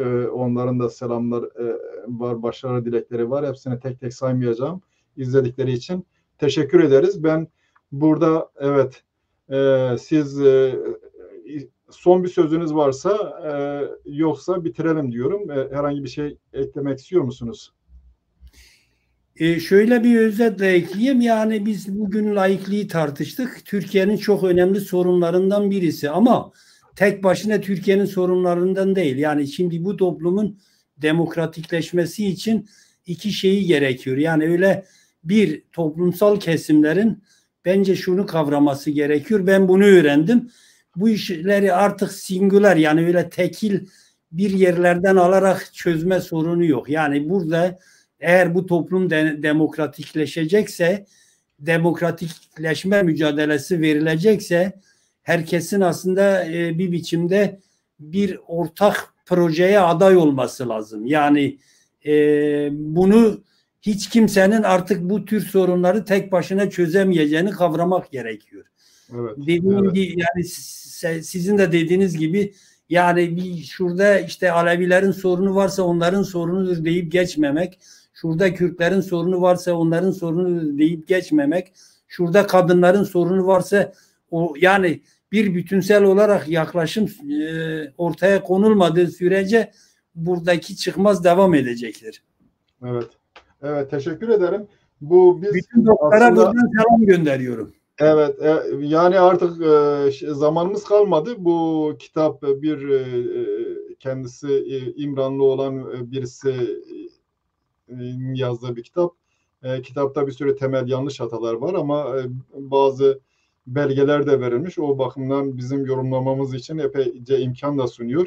Umarım başka bir programda biz ele alırız. Yani mesela çok önemli hatalardan bir tanesi benim köylüm olan Alişer Efendi'yi tutmuş Zeriki yapmış. Yani bunu aynı kazadan olan herkes bilir Koçgirli olduğunu, İbikli olduğunu. Bu Şöyle sadece bir tanesi. söyleyerek bitireyim. Evet, evet, Başlı başına bir konu. Yani Koçgiri tarih yazılımı maalesef çok daha yüzeysel, çok daha noktasal, daha çok yazılımlar, tarih yazılımı 1919-21'e kilitlenmiş. O konuda birçok şeyler yazılmış. Ama Koçgiri tarihi bütünsel olarak yani 1800 yıllarda çok az çalışma var. Özellikle şeyde zaten akademik alanda sadece belli intensyonlarla yazılan şeyler var. Yani bütünü açığa çıkarabilecek hatta 16-17. yüzyıllarda çok belgeler, çok şeyler var. Yani bu başlı başına bir konu olduğu için Murat Uğraş'ta iki şeyi görelim. İki cümleyle bir tarafta birçok olumsuzluklara rağmen öyle sayalım. Benim de katılmadığım, yanlış gördüğüm iki şey var. Yani bir tarafta ona rağmen birçok belge sunmuş. Yani birçok belgelerden de bir şey çıkarabiliriz. Ama kendi yorumlarında şöyle bir sıkıntı var. Doğrudur. Çok ciddi konuları ya parantez dışı bırakmış ya da bazı yanlış şeylere girmiş. O da göze çarpıyor. Yani evet. o konu ama bu konu başlı başına bir konu olduğu için şimdi bu özetle bitireyim. Evet, evet haklısınız. Son bir şey ekleyeyim. Tabii bu Koçgiri bahsinde 15. yüzyıla gidersek Şeyh Çemişgezek Bey'i Şeyh Hasan-ı Kürdi'nin Bitlis'teki Kürt beyleriyle Şemseddin'le ilişkileri Akkoyunlar tarihinde geçer. Yani o dönemlerin de incelenmesi lazım. Tarihi açıdan bir sürü boşluk var. Ali Rıza teşekkür ederim katıldığınız için.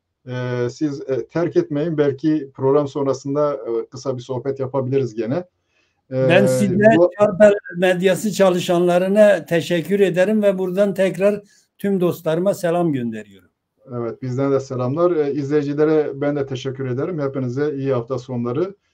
Gelecek hafta sanıyorum bir arkadaşla İsrail Kürt Yahudileri meselesini konuşacağız. Onun gözlemlerini size aktarma fırsatı bulacağım. İyi akşamlar, iyi hafta sonları.